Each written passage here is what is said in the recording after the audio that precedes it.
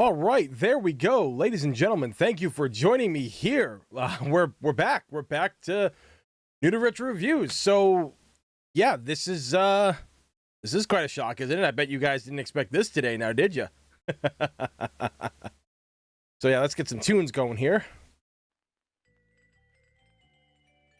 All right, there we go. Perfect. So yeah, you know, it's kind of crazy being back here, and you're probably wondering why the hell are we back here? Like, is this really happening? And yeah, it's happening. All right. This has been something that I feel was something that needed to be done. Also, let me know if you guys can hear the music okay. But so yeah, wait, hold on a sec. Let me check. Okay. So yeah, this has been like a long time coming. Actually, hold on. Let me fix that damn.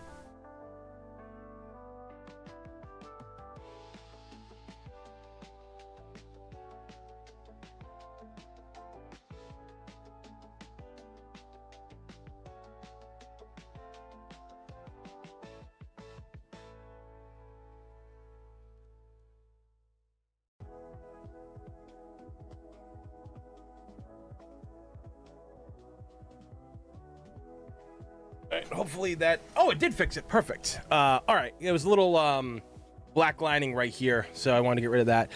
But yeah. So yeah, this is kind of surprise. Yeah, surprise, motherfuckers.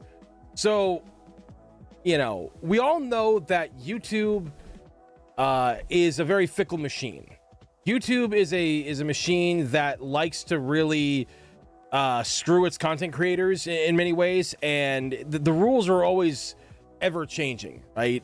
It's something that has been kind of an issue in many ways. And for years, if you streamed on YouTube and then your video did the stream did poorly, your next video you put out would do really bad. And that's something that for me was the reason why I stopped. Well, one of the reasons why I stopped streaming here on YouTube, honestly, because it's tough at times. So this late.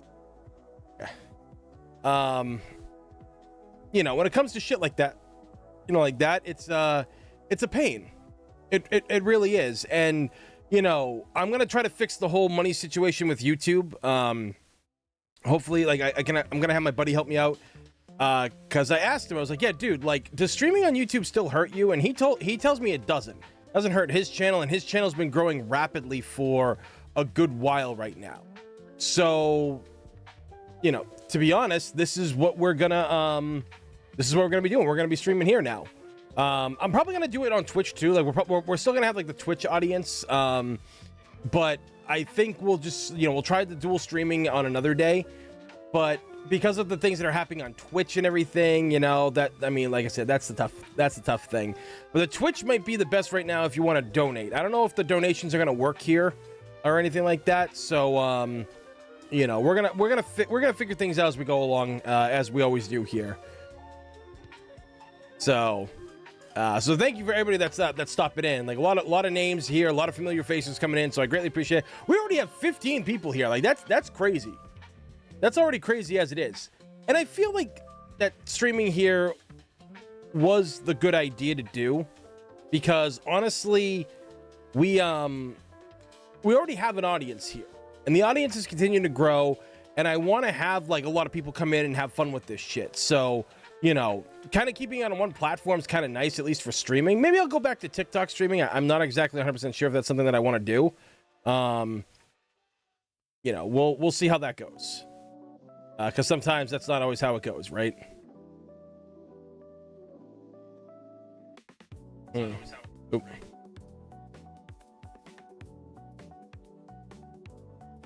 Okay, so you guys can hear the music fine. Okay, good.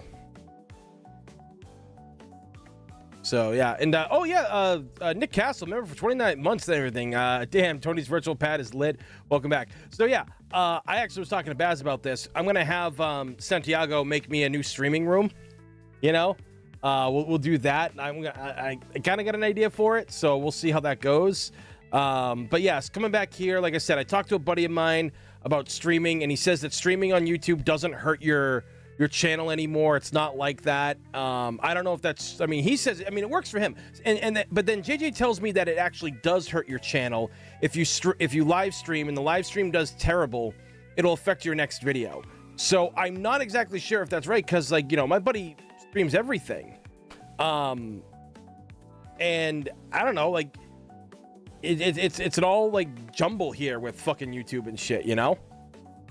Gamerthon, what's going on, dude? What's up, man?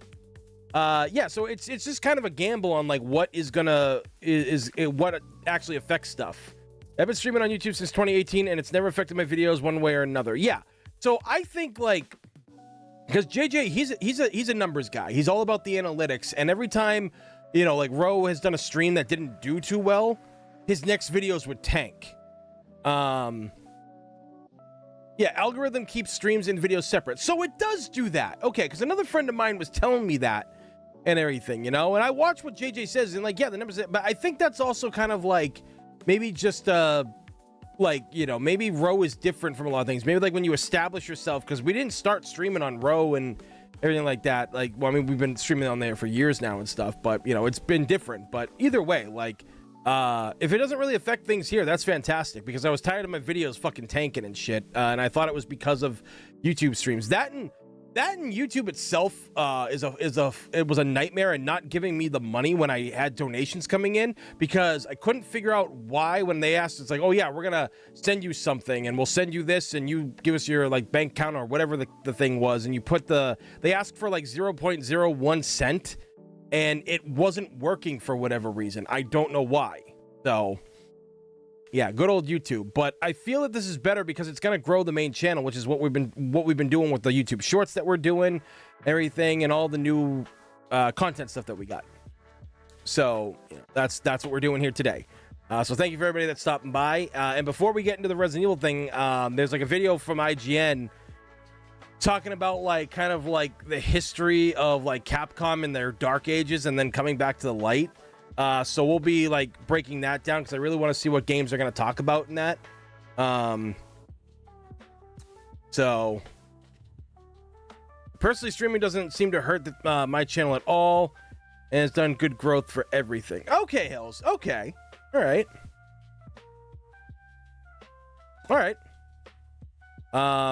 Yeah, no, I mean, yeah, I'm doing all right. My dad could be doing better, unfortunately, but it is what it is, you know.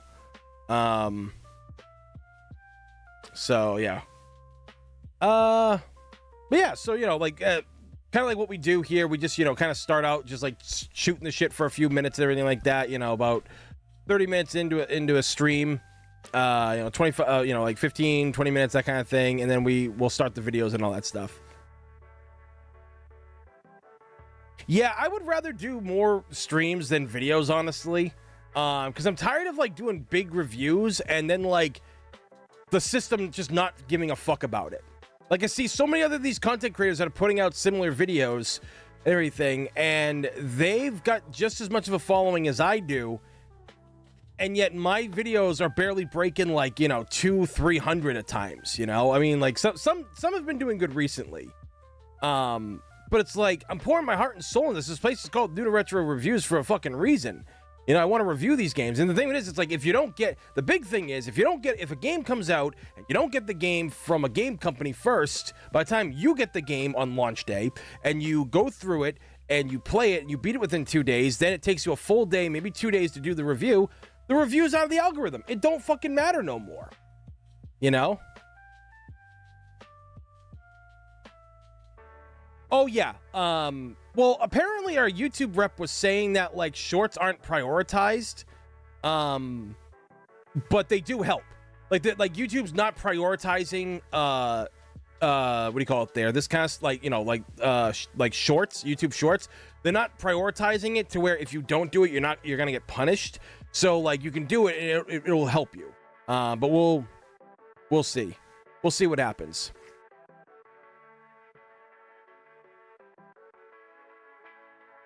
I mean, yeah, like live streams seem to be doing good for Ro in many ways. So, you know, and I was doing good here. Like when I used to stream here, was doing good. So, that's the kind of thing that, what do you call it there? Ow. Okay, phone, calm down. We'll just see what happens. I mean, Schwartz won't build a channel. I mean, it's been helping me. I've been getting my subscribers have been going up, but like you can only like, you know, pump those out and everything like that. And it's like, yeah, the short term's all right, but you got to have the long format versions of them too. Cause like I'll take like moments from like my streams. I'll put my reviews and in like in short form, and I'll get more subscribers by doing that than putting out the actual video itself. So yeah, like YouTube's weird. Like what works for one person works for another. You know, it's the weirdest thing, man. Like this whole system, it shouldn't be like this, right?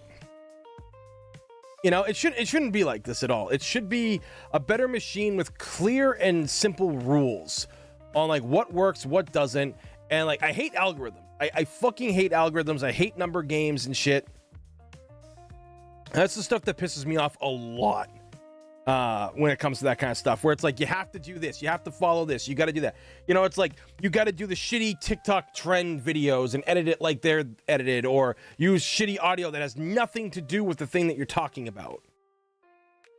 Yeah, like that's the reason like why I really stopped giving a fuck and why I came back here. Because I was like, you know what, fuck it, I'm gonna do what I do.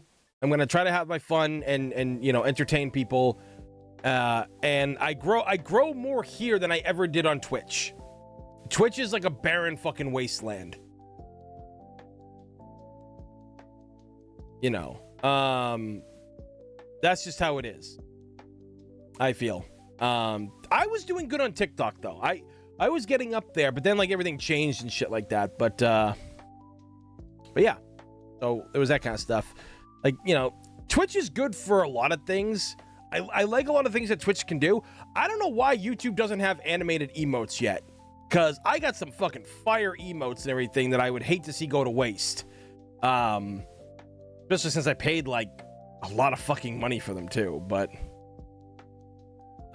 know, I mean, I'm just having fun. You know, like I mean, like I said, if this ever grew into full time and shit like that, I'd love it, man. I would love to do that.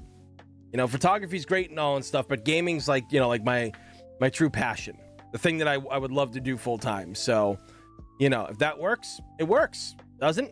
We'll figure it out. But like I said, we're going to be restructuring like stuff around here anyway, for the streams. I'm going to like get some of the other Twitch emotes that aren't animated and bring them over to here, as well. Cause I forgot about that. Yeah. Cause there was a time like where this channel was almost barren. Like I was barely putting out videos and stuff because it was like a bad time in my life. I didn't upload. I just had no desire to do YouTube anymore at that point, because I was putting out a video like once every 2-3 weeks sometimes. That was a long time ago though. I mean, I've been more consistent these last few years. So I'm trying to do that, and like I got cool stream stuff happening in the future too, which I'm really excited about. Plus, the other thing I love about YouTube streaming is that it becomes a video afterwards. Like it goes into your channel, and people can just click that live tab and they can go and see what they missed and just rewatch it, because YouTube does that, which is really dope. So yeah, I love that. I love that aspect. You know, I wish Twitch got on that. And then like that whole thing that they're deleting people's backlogs and shit or whatever it was. I'm like, dude, like as bad as YouTube can be, Twitch just constantly shoots themselves in the foot, man. They really do. It's a big one for me is having saved VODs. Yeah, exactly. Those are huge. Those are always a great thing to have. Absolutely incredible. 100%. For the 14 people that we got watching right now, greatly appreciate it. At least I think it's 14. Concurrent viewers, 14. Yeah. Okay. Still trying to readjust myself here about like about all this. But yeah, views are looking good already. So remember, guys, you know, hit that thumbs up too, because the thumbs up really helps on the videos. That much I do know. That's something that everybody has told me, that by clicking the thumbs up, that does help tremendously with these videos. Like I said, my live streams were doing good when I used to stream here, and you know, everybody was like super you know, super chill, like, you know, always thumbs upping and sharing the thing. It was absolutely fucking phenomenal. I have 1.3k videos and I'm glad I can keep them all. Yeah, exactly. God knows how many I fucking have after this channel. God, actually, hold on. Let's see. Wait a minute. Yeah, I've got 783 videos on this channel. And all right, so I tried to do math earlier, right? Which was a mistake. But I started this channel in 2011. So in 2026, does that mean I've had my channel for 15 years? If anybody's a math wit, please let me know. Because I saw the Happy Console Gamer, he put out a video today talking about 17 years of having his channel. And I was like, damn, man, like I know I had it for like over 10 years. I wonder what mine is. So yeah, I don't know math. Math is my enemy. I hate math. But yeah, if that's it, man, 15 years on this channel. It is. Oh, thank you, Suspect 13. Hello, Baz. 15 years. Wow, man. Yeah. So next year. Oh yeah, Baz, I modded you a long time ago. But yeah, so 15 years, yeah, next year, that's gonna be a huge deal. I gotta get like a new like 15-year logo made and shit like that, and put out a really banger video for the beginning of January. Well, I mean, it won't be 15 years until October of next year. But if we just amp up that's the 15th year anniversary of the show, or you know, the channel, that works, right? That way people are more inclined to come and watch stuff. They're like, oh wow, this guy's been around for 15 years? That's pretty dope. So, you know, things like that would be you know, that would help get people more invested too. So yeah, 16 people in here right now. Hell yeah, let's fucking go. Baz forgot she had a wrench to beat people with here. Yep.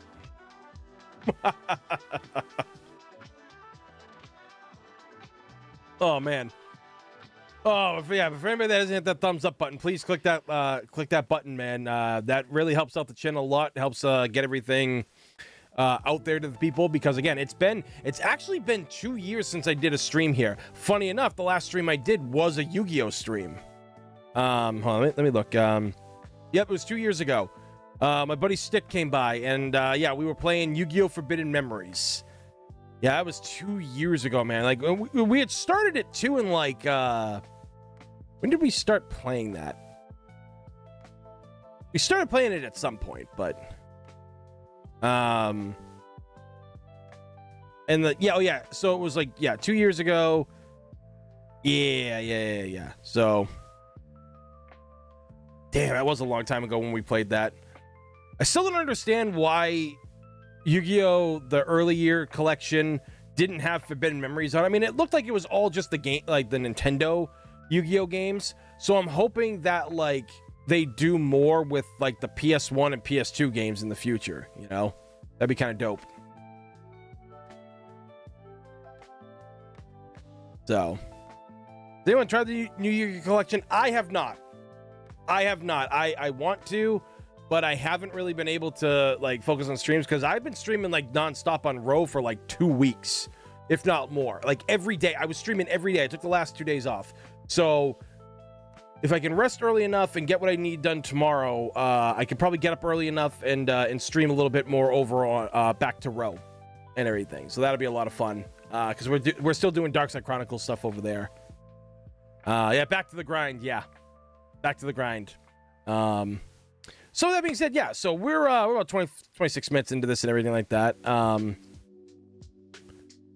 So with that being said, so we're gonna watch a video. This is talking about Capcom. This is from IGN, and I know I'm probably gonna find some fault with this because it's IGN and I always do.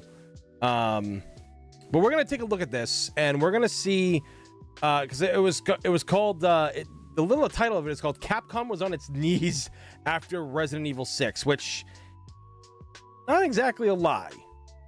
It actually really isn't. So let's check this out. Let's check out what this has to show us here.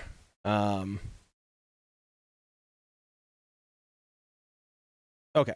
All right. So hopefully that you guys are ready. The 19 people that are here right now, greatly appreciate it. Wow. 19 people here and 19 lights. Fuck yeah. Let's go, guys. That's what I'm fucking talking about. Oh, yeah, they did have... Oh, yeah, they did. Oh, we'll be talking about that. But they did have a rough era during that. Like I feel for as rough of it as it was, I still enjoyed that era. Because it was like my early 20s and life was very different back then. So, you know, like we'll talk about that. But yeah, let's jump into that and see what we can see here. All right. So, yeah, this is the video. Let me know how the audio sounds, okay, guys? You remember all the forgotten games like Dark Void, Bionic Commando. Yeah, Remember Me? Yep. Dark Void apparently wasn't bad. I never played it, but I actually picked that up a while ago because I think it was getting delisted or something, if I remember correctly. I think. So. But all right. Let's check this out, guys. Let's take a listen. This video is kind of long, and we'll watch this or speed through most of it at some point, and then we will get into what do you call it there? We will get into. Let me fix this. I gotta flip this. There we go. Wait.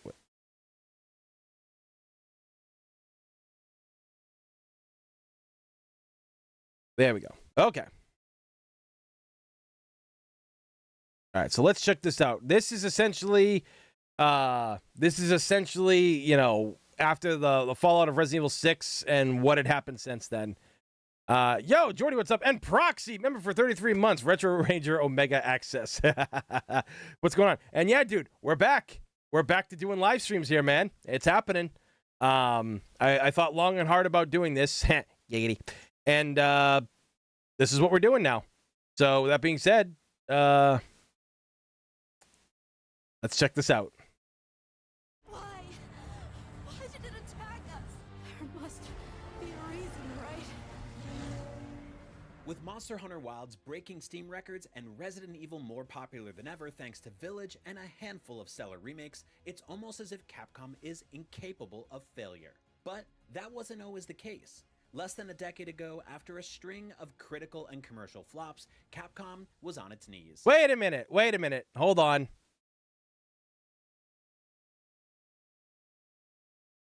Wait a minute. Wait a minute. No, Street Fighter V was 2016 that game came out, right? 2016, 2017? Oh, they fucked up already. Way to go, IGN. You're not even 22 seconds into the video and IGN fucked this up already. What a surprise. What a surprise. Commercial flops, Capcom was on its knees. It had lost its way and its audience. Many of us started feeling that what the fans and players wanted from the series was getting a little bit separate from what we were making. Capcom was suffering from an identity crisis. Resident Evil, which established the survival horror genre, had lost its bite after Resident Evil 4. Another big hitter, Street Fighter, was on the ropes after the poorly received Street Fighter V. It could have easily been the end of Capcom and its much-loved games. Yeah, no, Street Fighter V did a lot of damage to Capcom back then. Street Fighter V should not have gone where it went. Wait, Resident Evil didn't establish the survival horror genre. I mean, dude, it's IGN. What do you expect, right? But in the darkness, there was light. A change in the way Capcom made its games, supported by a powerful new game engine, gave these much-loved series a new lease of life and kickstarted years of critical and financial success that catapulted Capcom back into the big league. Yep. Fall and rise of Capcom. 2016 was a bad year for Capcom. Oh God. The big Resident Evil game released that year was Umbrella Corp, an online co-op shooter that was pummeled by reviewers and fans alike. I played this at PAX East that year. And I'm going to tell you right now, when I played that, I was like horrified with how jank it was. It was so bad, man. It was so bad. The hit detection was god awful. And the thing of it is, I was playing against other people that were there too. And I just couldn't with it, man. I tried, man. This, like, I told the guy, I was like, yeah, this is gonna need a lot of work. You know, I know it's a demo, and I know it's probably an early build, and you guys are a lot further along, but you can't have a game like that in that condition. This is really rough. And then I got an Umbrella Corp pin that I still have actually sealed, and apparently that's worth a lot. Meanwhile, Street Fighter V was met by a collective eyebrow raise from longtime fans who could hardly believe this lackluster fighting game was the sequel to the brilliant Street Fighter IV. And Dead Rising 4, which featured the long-awaited return of beloved photojournalist Frank West. Yeah, because like Street Fighter 4 did really well. I mean, like, I think after Super Street Fighter 4, every version sold less, but Street Fighter 4, people gotta remember, Street Fighter 4 is what brought the franchise back. Street Fighter was dead because Street Fighter Third Strike, as popular as it is now, when Third Strike originally came out, it wasn't as popular. It took many years for people to understand that game is a really good game, despite the fact that it's only got like 4 returning characters from the main series in it. And then, yeah, and Dead Rising, Dead Rising, this was tough because this was also during, I think, the strike. Like there was a voice actor strike, and also Capcom not wanting to really work with union actors. This was a big deal right here. The fact that, this guy playing Frank, it was a badly handled game. Is it just me or the video a little low? I know I have a background noise going. What do you mean? It looks fine on my end. Would end up being the series' final new entry. This was the low ebb of a string of forgettable years Capcom had endured since 2010. The mainline Resident Evil games were met with diminishing critical reception despite strong sales. Street Fighter was on the ropes thanks to a poorly received new entry, and Capcom mainstays like Devil May Cry were nowhere to be seen. This is true. Devil May Cry after the 4th game was like completely gone. There was a lot of fan backlash that, the new character Nero, like, people didn't really like him because Dante was kind of just retreading Nero's missions when you got to play as Dante in this. That was like one of the big critical problems of the game that people had, but it sold very well. It did sell very well. I don't know if it was the best-selling Devil May Cry at the time. But it could have been because, gaming when Devil May Cry 3 came out was on the PS2. PS3 era is when 360 PS3 era, more people were getting into gaming than ever before, so it probably sold more copies at that point. Oh, it's a little low on the volume, but it isn't too bad. Oh, let me turn it up. Meanwhile, the company's most popular and successful franchise at the time, Monster Hunter, was huge in Japan, but struggled breaking into international markets. This franchise had no chance outside of Japan. Okay? This game was all in Japan, and I'm pretty sure the original Monster Hunter didn't sell too good, and I know it wasn't a good game. I know that much. This thing had no chance. Like, for whatever reason, it couldn't catch fire outside of Japan. I think they also probably just didn't market it the right way. All of this is a far cry from the Capcom we know today, but achieving this success took more than simply learning from past mistakes. Capcom had to rethink its entire strategy, from the types of players it targeted to the technology it used to make such a turnaround possible. So it was a few factors that came together, the change of the engine, and also all teams were given a very clear goal at that point to make games that reach the global market and are fun for everyone. Around the time of Street Fighter V's release, Capcom underwent an internal reorganization to prepare for its new generation of games. Yeah, they did. These would run on the All right, I turned it up. Does the volume sound good now? company's brand new RE engine, The engine that, like, which saved replaced the them. aging MT framework engine. This thing also, apparently, if I remember correctly, I don't quote me on this, but I'm pretty sure MT Framework was a nightmare to work with.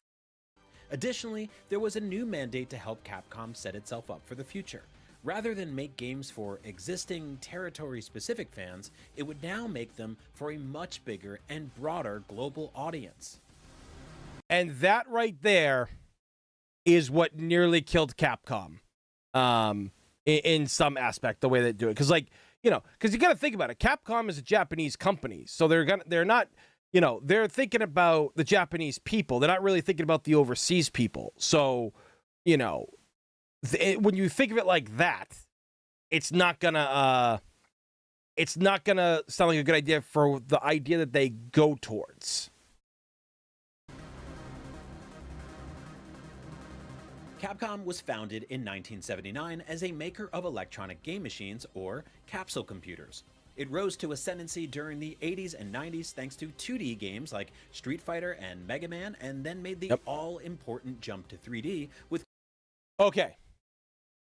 This right here, people do not understand this, I think, in this day and age, and I don't think I've ever really talked about this on Row before, but this game right here, especially Resident Evil 2, that put Capcom on the map, because they had things like, you know, what do you call it there? They had stuff like, you know, like they said, Mega Man, but Mega Man was never a huge seller. It sold good, but it didn't push units and everything. Like, I mean, it sold well, but not, you know, astronomical, right? By today's standards, the numbers would be absolutely fucking abysmal, but for back then, they were great. But this series, Resident Evil, like, essentially saved Capcom twice. With games like Resident Evil. Between 2000 and 2010, Capcom successfully transitioned many of its big golden era franchises into the modern age, a process that gave birth to one of the greatest games of all time, Resident Evil 4. 2005's Resident Evil 4 is considered by many to be a generational high point thanks to its ingenious mix of horror and action. But that mix altered the course of the Resident Evil franchise dramatically. I don't think it's generational. Like, I think, if we're really honest, Resident Evil 4 changed the game. And I'm not talking about the franchise. I'm talking about the game industry. Everybody was trying to make a Resident Evil 4 at that point. That's like why Dead Space exists, is because of Resident Evil 4 and so many other games. Like, to this day, Resident Evil 4's impact is still there. Oh yeah, I'm waiting for the return of Mega Man X2, dude. Like, it's been too long, and I'll if I remember to talk about that a little bit later in the video, I will. At its core, Resident Evil 4 is a horror game inspired by the likes of Friday the 13th, H.P. Lovecraft, and the works of John Carpenter. Yep,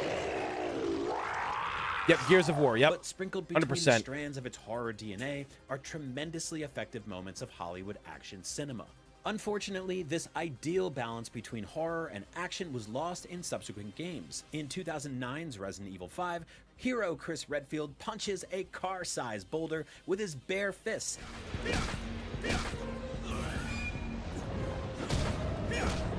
Let's see what else he And says. infected enemies are gunned down in a car chase sequence that's more fast and furious than frightening.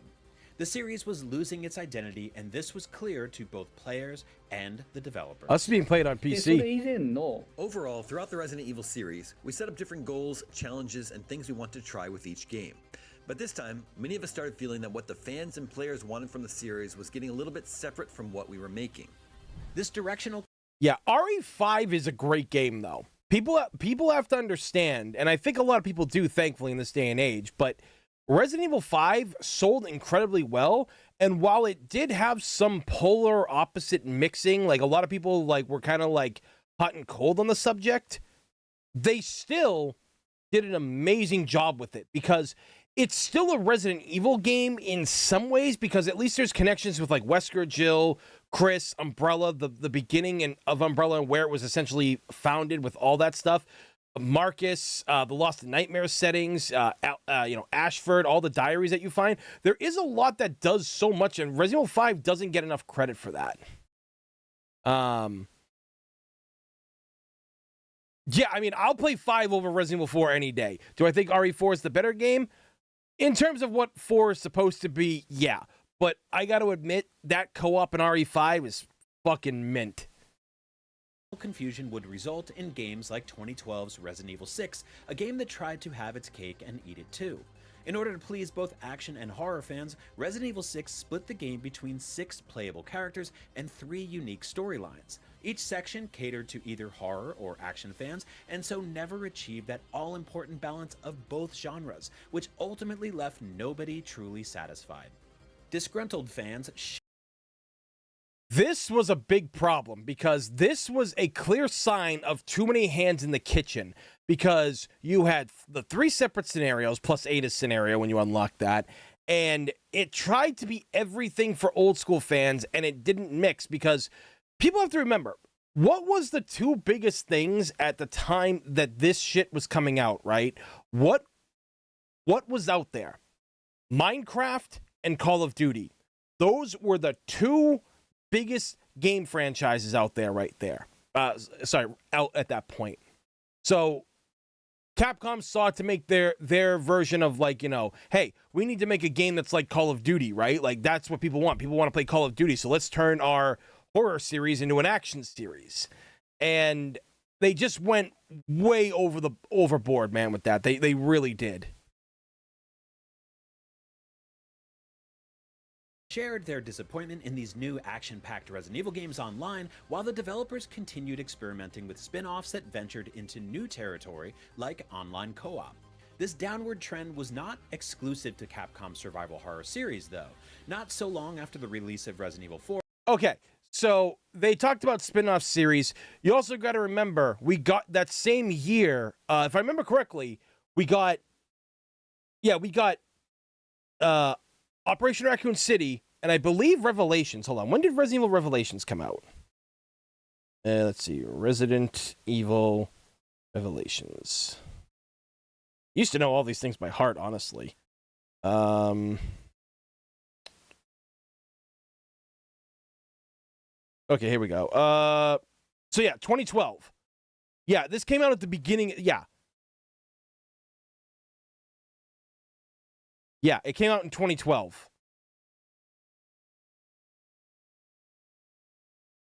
So, yo, Theodore, what's going on, dude? Yeah. So, Umbrella, them returning to the what Revelations was a return to horror, and we also got Operation Raccoon City that year too. At one point, we also had that as well, and that was kind of like feeding into their multiplayer thing. Aside from what was it, Umbrella Corps here and everything. So but like Revelations was the step back in the right direction. People loved Revelations 1. I think it's got some issues, but I do think it's a good game. I like Revelations 2 a little bit more. But Revelations 1 and 2 is kind of like what the series, a good balance of the series should be in a lot of ways. Not this thing. Not this. Because you also got to remember too, Capcom was very experimental during this time with a lot of the shit that they were doing. And it caused a lot of problems, I would say. And if they had done this kind of experimentation back then, the company could have sank then. Trend was not exclusive to Capcom's survival horror series, though. Not so long after the release of Resident Evil 4, the company's Street Fighter team was also flying high. Street Fighter 4 was an instant hit thanks to its unique art style and great cast of new and returning characters. It became an immediate hit at fighting game tournaments and in college dorms alike. But like with Resident Evil, Capcom failed to match those highs with a sequel. Compared to its like I said earlier, Street Fighter 4 brought the franchise back to life. Tony, when are we gonna do some Umbrella Corps? We will do that, Proxy. We will do that. But Street Fighter 4 did bring the franchise back to life, and I remember playing Street Fighter 4 for the first time, like when it dropped. I remember I took the day off of work, and I went and I got the game. I got the collector's edition, so I got the comic with it. I got the little Ryu figure. He's actually, I still got him on the top shelf behind me. And exactly, Griffin. This game is still really good in a lot of aspects. I think it's more defensive, like defense heavy and everything, if I remember correctly. But this game, I pumped so many hours in. The presentation of what the vanilla Street Fighter 4 was insane. And everything they kept adding, even though the later volumes didn't sell as many copies, I still loved what they did with it. Like, there was really no bad era. Ties that bind, yep. Yeah, it was all right. Unfortunately, it's not as good as I really wished it could have been. But it did have some good moments. It was good. It wasn't bad, that's for sure. Its imaginative and full-fledged predecessor, 2016 Street Fighter V was criticized for releasing bare bones with hardly any single-player content, as well as its abysmal online functionality. This game nearly killed the franchise right here. This game, you know, after Street Fighter Cross Tekken is a fun game. Don't get me wrong. It just, you had Street Fighter 4, you had Street Fighter Cross Tekken. Then you also, like, people also forget. I don't know if they're going to talk about it in this. I think they already kind of gone past that point. But Marvel vs. Capcom 3 was out at this time, and Ultimate Marvel vs. Capcom 3, and there was a lot of problems with how Ultimate Marvel vs. Capcom 3 was handled. There was problems with how Street Fighter Cross Tekken was handled, because you guys got to remember, Street Fighter Cross Tekken was sold as a $60 full game, and people hacked the disc, and they found out that on the disc, that all the characters that were going to come later, because they announced that there was going to be more characters, they were already finished. The game was out and the additional characters were already finished, and they made you wait for a long time before you could actually buy those characters. They were already finished, and for whatever reason, they weren't included. If they just included those in there, that major roster of characters would have helped sell the game a lot, I feel. You know, and like, so there was a lot of problems with Capcom's fighting division at that time. Plus, like, you know, something that a lot of people don't want to talk about, esports. Esports did a lot of damage to the scene back then, which is one of the reasons why this game was so fucking abysmal, in my opinion. And from people that I talked to behind the scenes and stuff, it was kind of an esports focused thing. They wanted this game out and everything like that they wanted this game out for like Evo and esports and everything like that. You know, like, I mean, anybody remember like the Red Bull canisters that you could get that had Street Fighter art on them and stuff? It was crazy. Yeah, all the Mercenary DLC was on disc day one. Exactly. Exactly. Street Fighter Cross Tekken did have the microtransactions, but I don't think, if I remember correctly, I don't think they were bad microtransactions. I think it was just like ones to get the gems, and fuck the gems. Those things fucking sucked. So yeah, and like, yeah, so this game launched as with nothing. It had like a training mode or a survival type mode to unlock colors for your character's costumes. The roster was fucking abysmal. And like they said, the online play was terrible. The beta would crash constantly and everything. When this game launched, I remember playing it at launch with my buddies, man. It was rough. And the game was ugly as shit, too. Street Fighter V was terrible looking. And a confusing philosophy towards balance that made the overall experience just plain frustrating. But it wasn't just Street Fighter and Resident Evil that were struggling. Almost every key franchise struggled to make a mark. Devil May Cry, the studio's popular heavy metal action game, was seeing diminishing returns to the point where Capcom outsourced the next game in the series. But that's not true, though. Like, Devil May Cry 4 sold extremely well. That was a very now, financially, yes, it was great, but a lot of fans had some blowback. But DMC 4, it's not a terrible game. It is, especially since when you consider things like DMC 2 exists. So 2013's DMC Devil May Cry to UK-based studio Ninja Theory. While it's gone on to become something of a cult title, DMC's fresh take on the series' mythology, redesigned protagonist, and sluggish 30 FPS frame rate was met with vitriol from online fans. Yeah. Perhaps unsurprisingly, after such a muted reception, the series was shelved until further notice. This slate. That's right. You're right. It was multi-platform because I remember a buddy of mine got it on the Xbox 360 because he was a bit like he turned into a big 360 guy, but he still loved Devil May Cry. That's right. I forgot about that.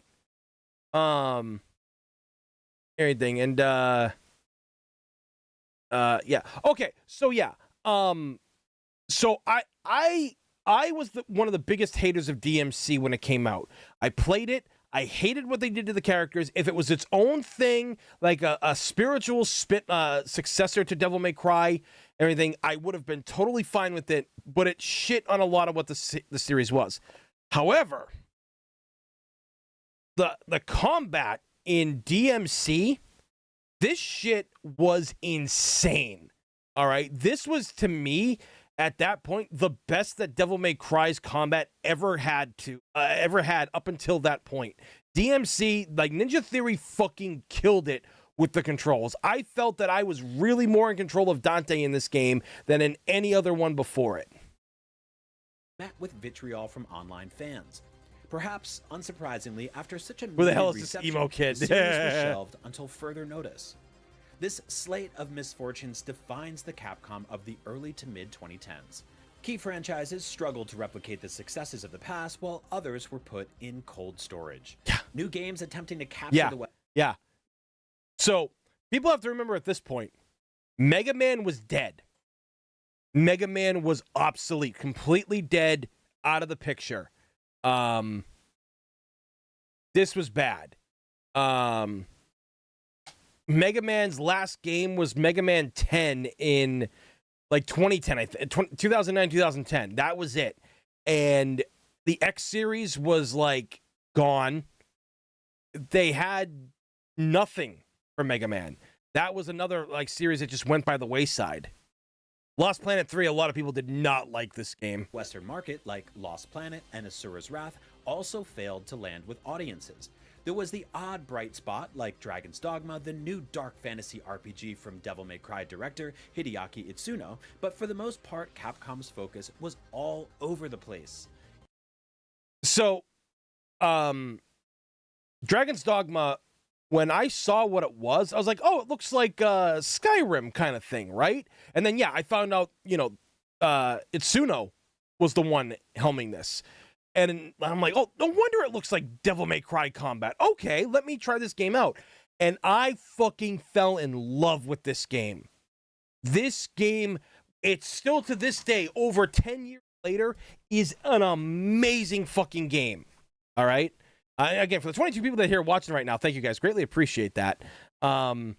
This game was like the full realization of making a character look like you and everything. It was amazing. And like the pawn that you could create, I remember like the girl I was dating at the time, like she and I like I would play the game and I made her as the pawn character that stays with you at all times and grows with you. Like it did feel like it was watered down like Skyrim, I called it, and it was great because I didn't really like Skyrim as much as everybody else did, but this game was great. I love this, but it did not sell. I know for a fact this thing sold well over time. But even with Dragon's Dogma Dark Arisen, the added DLC that came with it and stuff, this game did not sell well. But I kept calling it Capcom's hidden gem. This was one of that era's hidden gem because this game was amazing. It sold well eventually. That I do know. I know that it did sell very well because, I mean, the game was on sale all the time. And then it got put on multiple platforms. It was like Skyrim, though. It was getting ported to everything. PS3, 360, PC. It was on. Then it went to the Nintendo Switch, the PS4, the Xbox, the Xbox 360, the Xbox One. Like they had all those versions and stuff. It was clear something needed to change. By the mid-2010s, Capcom had begun to enact a number of strategy-shifting changes that would totally transform the company's fate. Such changes had to begin small, and so the first matter of business was putting out the existing fires. Yep. Street Fighter V needed to be fixed, and so Capcom enlisted director Takayuki Nakayama and producer. These two guys are literally what saved the series. Now, I don't know the full story about what happened with Ono behind the scene. The guy had been producing Street Fighter for years. I personally think he got a lot of pressure from the higher ups and wasn't fully in control of the products like he wanted to be. And I think because of that, those higher ups, as they normally do, fucked him over. And so he took the fall, and they essentially kind of like demoted him. And then he eventually left the company. And then these guys stepped in, and Capcom was probably like, yeah, do whatever you want. Do whatever you can to save this. We need this. Anything. You know, like we need this. So yeah, like this, like these guys single-handedly saved Street Fighter at this point. Producer Shuhei Matsumoto to help steer the I still believe that Tekken Cross Street Fighter is a thing. Tekken Cross Street Fighter is gonna appear. If I have learned anything from video games in these recent years, that game can still happen. I guarantee it. troubled game towards stability. While neither were there from the ground floor of Street Fighter V's development and therefore can't detail why Street Fighter V was released in the state it was, the duo inherited a game that greatly needed some substantial fixes in order to regain the trust of fans. There definitely were some challenges within the production of the game, and that was part of the reason why I was brought into the team. And because we were in a point in development where we couldn't really make any major pivots or shifts, we had to proceed and move forward in the direction we were currently in, which created constraints on what we could and couldn't do. Those constraints severely limited the scope of Okay, so they were limited by Capcom in some ways, but they did it. They worked in some ways to do the magic that they did. what the pair could achieve. And so, rather than transform Street Fighter V into an S-tier game, much of the work Nakayama-san did was fixing the game's most pressing problems and biding his time until work could begin on Street Fighter VI. We just didn't really have enough time to address some of the problems and challenges we face in Street Fighter V. And so we basically had to wait for those ideas to be brought back for the initial conceptual phases for Street Fighter VI so we could tackle and do things properly for the next title. All this considered, why did Capcom not just end Street Fighter V's development and begin working right away on a sequel? If it was such a wait around the necks of the developers, couldn't they just start from scratch? There wasn't any sort of sense of like, okay, let's just end Street Fighter V and focus on Street Fighter VI. It was more like, while we were working on Street Fighter V, we were trying to figure out what we really wanted to do in Street Fighter VI, content-wise, how we wanted to promote the game itself. Basically, we tried different things during the development of Street Fighter V to see if it worked, and then we took the things that did work and applied that to Street Fighter VI. So Street Fighter V became a testing ground, essentially, and that's actually a good thing. That's actually a good thing. This became a testing ground for them. So, yeah, that was smart of them to do, because the problem is the stink of Street Fighter V would have carried over to 6, and people would really not have been okay with that, because what these two did and the rest of their team had to do for the remainder of Street Fighter V's career, that is something that, you know, it needed to be. If you scrapped it, 6 would not be like it is, and the series could have ended up being dead.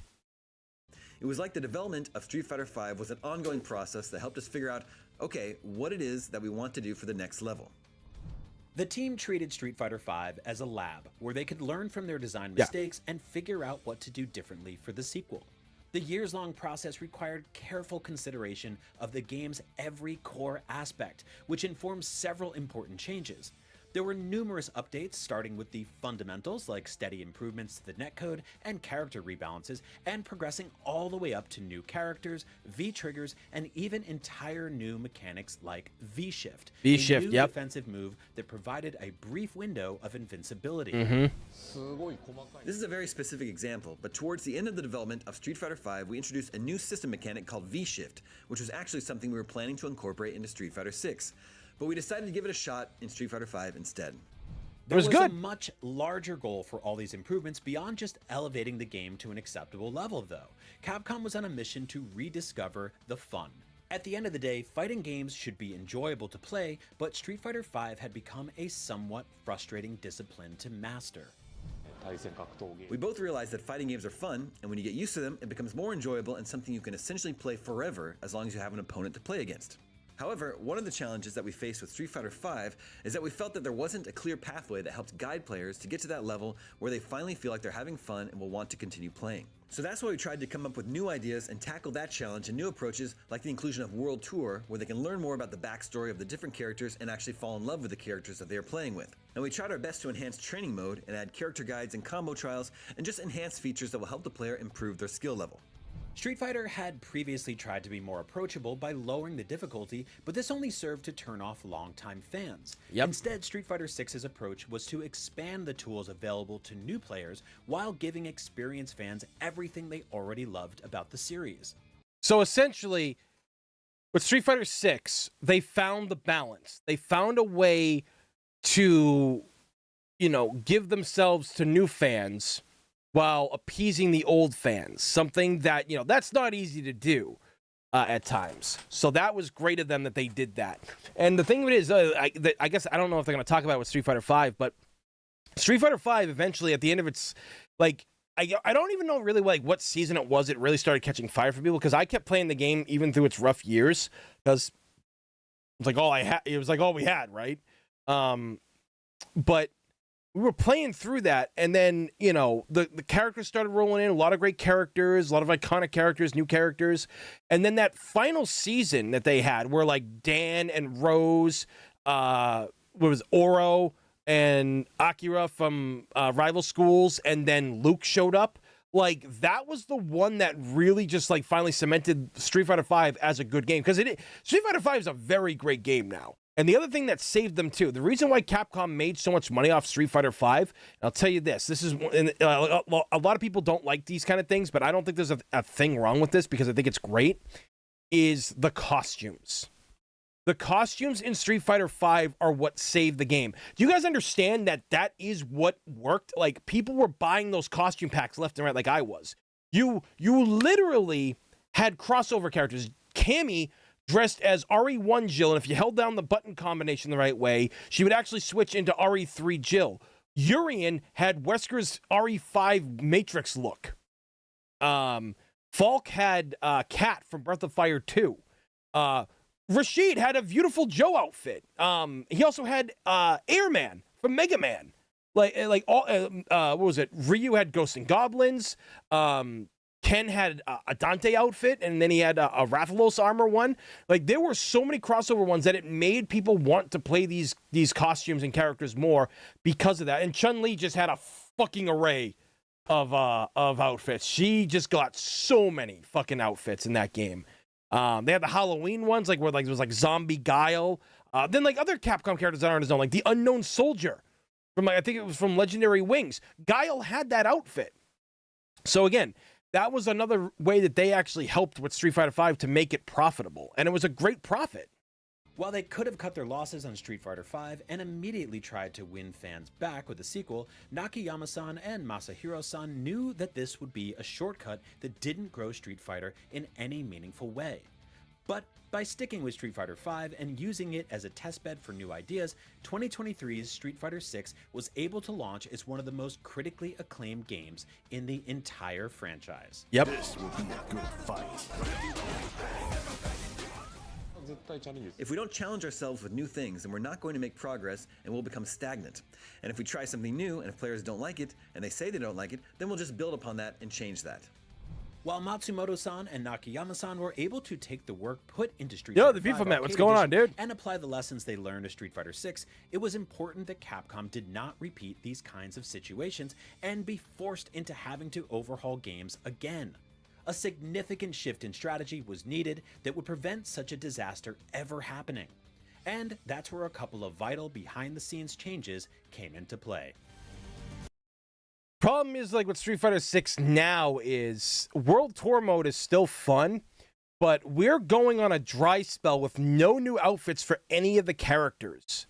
Nobody's getting any outfits. Nobody's we're getting some new colors here and there, but they're focusing too much on the whole battle pass system. And honestly, battle pass systems are the worst thing to come to fighting games, in my personal opinion. Those things, I do not have hours to spend grinding in Street Fighter and then not get like the money or the special outfit, and the fact that these crossover things keep happening, like the Teenage Mutant Ninja Turtle one, you couldn't buy all 4 turtle outfits for a thing. You had to buy them, but it was more expensive than the actual fucking game itself. The Spy Family Street Fighter crossover, everybody thought Chun-Li was going to get a your outfit. It's for your creative character. Everything is for the creative character. And don't get me wrong, I like the creative character. But Street Fighter 6 has that problem. And Street Fighter 6's other problem is the drive system, that drive rush. It's like, people say they rely too heavily on it, and that's like, it's what's making the game like not as enjoyable as like how the combat was in like 4 or 5. So Street Fighter 6 started off strong, but it hasn't been going that strong, in my personal opinion, these last few months. Almost all of Capcom's games from the PS3 and Xbox 360 era went all in on trying to capture an imagined version of the Western games market. The action-heavy Resident Evil 4 was a big hit, true, but the more gun-focused spin-offs like Umbrella Corps, as well as the sci-fi shooter series Lost Planet, were all clearly chasing late 2000s Western gaming trends to no avail. After several years, Capcom realized it needed to create games that could appeal to everyone, not just fans of traditional Western genres. I think that we had that clear goal of just focusing and not holding anything back towards making good games that would reach people all over the world. The changes in the organization and the engine, all these elements came together around that time. No other series embodies this new company goal better than Monster Hunter. Yep. While it had its diehard fans in the West, for decades Monster Hunter was much, much bigger in Japan than the rest of the world. The series was never conceived to be something that was only meant to be big in Japan, but there were real-world factors as to why this happened. Firstly, Monster Hunter found tremendous success moving from the PlayStation 2 to the PSP. Also, Monster Hunter was barely advertised by Capcom back in the day. I knew what it was. I'd seen it in some magazines and everything, but it barely had a fucking presence. And you gotta remember, early years of the internet was very different than how it is now. So, wasn't Harada the main one to acknowledge why there hasn't been, why they've been trying to add more microtransactions? It just costs so more if we want more, more, then they decide it's fun, it's essential. I don't know, man. I don't that was like when he was talking about a long thing, I think, or something like that. Yeah. With Monster Hunter Freedom Unite, the handheld gaming market has... I'm going to tell you guys this right now. The time I spent with the PSP, that was a fucking amazing era of gaming. I got to make a video here on the channel at one point talking about the importance of handheld gaming and what it did for people back then. But the PSP, much like the 3DS, was so damn good. Anything like the ad hoc function where like you turn it on and you can play games in the same room with your friends, no link cable needed or anything. has been much stronger in Japan than in the West, as seen with the success of not just the PSP, but also Nintendo's DS and more recently, the Switch. The popularity of handhelds in Japan is rooted in a number of factors, but the thing that really worked for Monster Hunter was that Japanese gamers were able to reliably play with friends thanks to the widespread adoption of mobile consoles. Yep. 20 years ago in Japan, having a network connection wasn't as easy, and there weren't a huge amount of people playing Monster Hunter online. However, handheld consoles made multiplayer gameplay easy without internet access, and I regard it as a great success that we had players experience the game in this way, which is one of the ways we really wished for them to play and enjoy it, even in that era when online gameplay wasn't easy. Yeah. Oh no. Why are you here?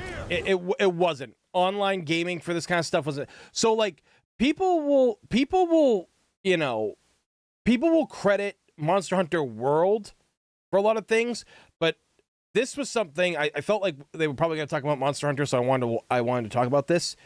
This game right here. This, Monster Hunter 4 Ultimate. Okay, this thing was huge at New York Comic Con when it came out. Everybody was at that Capcom booth, wrapped around. They all had their 3DSs. They wanted to either get the game, they were playing the game, they wanted to get everything that Capcom was giving away for like prizes and stuff. I remember there was just people, there was like a designated sitting area, and everybody was going insane for this game. My sister and I eventually got it and we played it, and this was like the first time I really spent time with a Monster Hunter game. Like the amount of time that I did. and it was insane, like absolutely insane. Like it was so fun to play. I mean, like me and her, like like we had a blast, and it was so good. This was the game that really kickstarted it. Monster Hunter World is where things got different though. Yo, Psionic Hex, how you doing, dude? Monster Hunter, which is built on a core pillar of cooperative play, recognized that this aspect would be best served when friends could quickly jump into hunts together, and there was no better avenue for that at the time than handheld consoles. Thanks to Japan's mobile games market, it meant Monster Hunter was being developed for a local market first, even if it wasn't intentional. This created a loop of sorts. Monster Hunter games would become bestsellers primarily in Japan, and to keep pace with the audience, Capcom would release Japan-only content and host Japan-only special events, further reinforcing Monster Hunter as a Japan-only brand. But the reality was that Monster Hunter did have fans in the West, and they were enviously looking from the outside in as Japanese players received exclusive tie-ins and quests. But as the Western world improved its internet infrastructure and online play became practically mandatory for most console gamers, Tsujimoto-san and the team saw an opportunity to launch their most advanced and most globally accessible Monster Hunter game to date. Here it is. Released in 2018 on PlayStation 4, Xbox One, and PC, Monster Hunter World was a gigantic change for the franchise. Rather than being scoped for small, less capable handheld consoles, it delivered large-scale, AAA console-quality action, with souped-up graphics, bigger areas, and of course, bigger monsters. Monster Hunter World took everybody by storm. And I would have said, I've said it before, if this game actually came out a few years later during COVID, this game would have sold even more units than it already did. Like, this game already sold phenomenal. Like, that's the thing. This thing, along with, like, Resident Evil 7 when that happened as well, these are the two things that saved Capcom. People have to remember this. So starting with World, our approach to the globalization of the series and Monster Hunter in general not only ties into the themes we had going into designing the game, but also in the name of the game.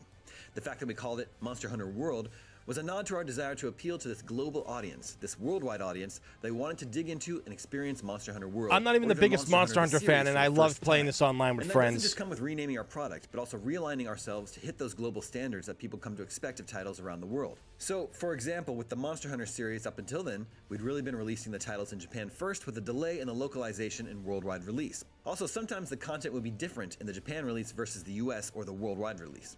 It wasn't just a matter of making sure other regions got Monster Hunter World at the same time as Japan, though it certainly helped. Tsujimoto and co. drilled deep to see what other ways Monster Hunter's formula could be tweaked to broaden its appeal with players from all around the world. For World, we conducted focus tests across the world, and some of the feedback and opinions that we got during that process really affected how we designed our game systems and impacted how much success we had globally. One important change that resulted from these playtests was simply showing damage numbers when players hit the monsters. Yep. It's very important. Very. Little tweaks here and there to an already successful formula drove Monster Hunter to the greatest heights it had ever reached. Previous Monster Hunter games had typically sold around 1.3 to 5 million copies.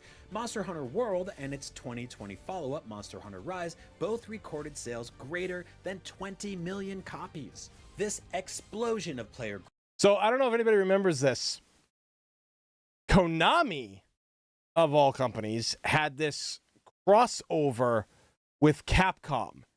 In Metal Gear Solid Peace Walker, if you do a specific amount of missions and do some certain things, there's a mission that comes in and Snake is approached by a Palico. And you literally have to go fight a Rathalot. I am not joking about this. This was a really fucking weird crossover that happened back then. It's insane. I don't know if it's on like the HD collection or anything like that, but I remember me and my buds playing, because like we used to play Peace Walker together at like the game store. Like we'd all bring in our PSPs, and like on the days like when no one was coming in, especially in the early mornings, we were all just playing and like cracking hardcore. Growth didn't happen by accident. Instead of changing the spirit of Monster Hunter to suit Western tastes, Tsujimoto-san and the team found ways to open up the series' unique and admittedly obtuse nature to a wider audience without making sacrifices. This approach has continued with the series' latest game, Monster Hunter Wilds. At its heart, Monster Hunter is an action game, and that sense of accomplishment you get from mastering that action is an important aspect of Monster Hunter. But for newer players, it's really about getting to that point. The steps involved in getting to that sense of accomplishment is what we're trying to strategize for in terms of designing for new players. So with World and Rise, for example, we were taking great care to analyze where players got stuck, what was hard to understand, what they were having trouble with, getting player feedback, and also doing our own kind of research into that. And all that kind of knowledge has impacted how we've implemented new systems into Wilds. Okay, so that makes sense. So essentially, what they're saying is, and I remember this. I've heard about this with Wilds. I haven't played it yet. I don't even have it. But one of my main complaints about Monster Hunter World, the missions were fucking long as hell. If anybody's played it, you know. Even with your friends, as much as I loved it, missions took too long in Monster Hunter World. They were just too long of missions. And to me, it started stressing me out at one point. I was like, look, this is a little too long for my taste. Like, I don't like that hunts take as long as they do. And if you don't have people to play it with, it's a hard game to play by yourself, too. So what they're doing for this one, the hunts, they're essentially Wilds, from what they're saying, from what I've been told, Wilds is less on the hunts. Like, they're not as long or difficult, and it might not be like as big of a grand like a scope and everything as World was, and I think that's okay. I think that's great. Monster Hunter had a winning formula. The challenge Capcom faced was finding ways to convince global audiences to give it a shot. But it was not such a straightforward task for every series in the company's portfolio. When it came to Resident Evil, the development team had to decide which of the series' intertwined formula was a winner: gory action or survival horror. Ultimately, it was Resident Evil executive producer Jun Takeuchi who made the call.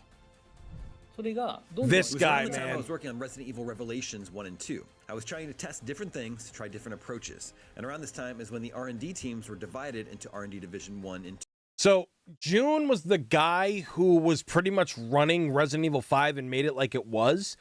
I know he gets a lot of crap for it, but again, RE5 was a great game, and virtually everything he's done because like he's been with Resident Evil for years. I think he was actually I think he'd been there either since the beginning or like Resident Evil 2 or 3. But he was there. He worked on these games. The guy's got a great vision. 2. The executive producer of the Resident Evil series, Jun Takeuchi, took command of R&D Division 1, and he set the core direction that the Resident Evil series needed to go back to its origins, to its roots. Takeuchi ruled that Resident Evil must focus on survival horror as its guiding light.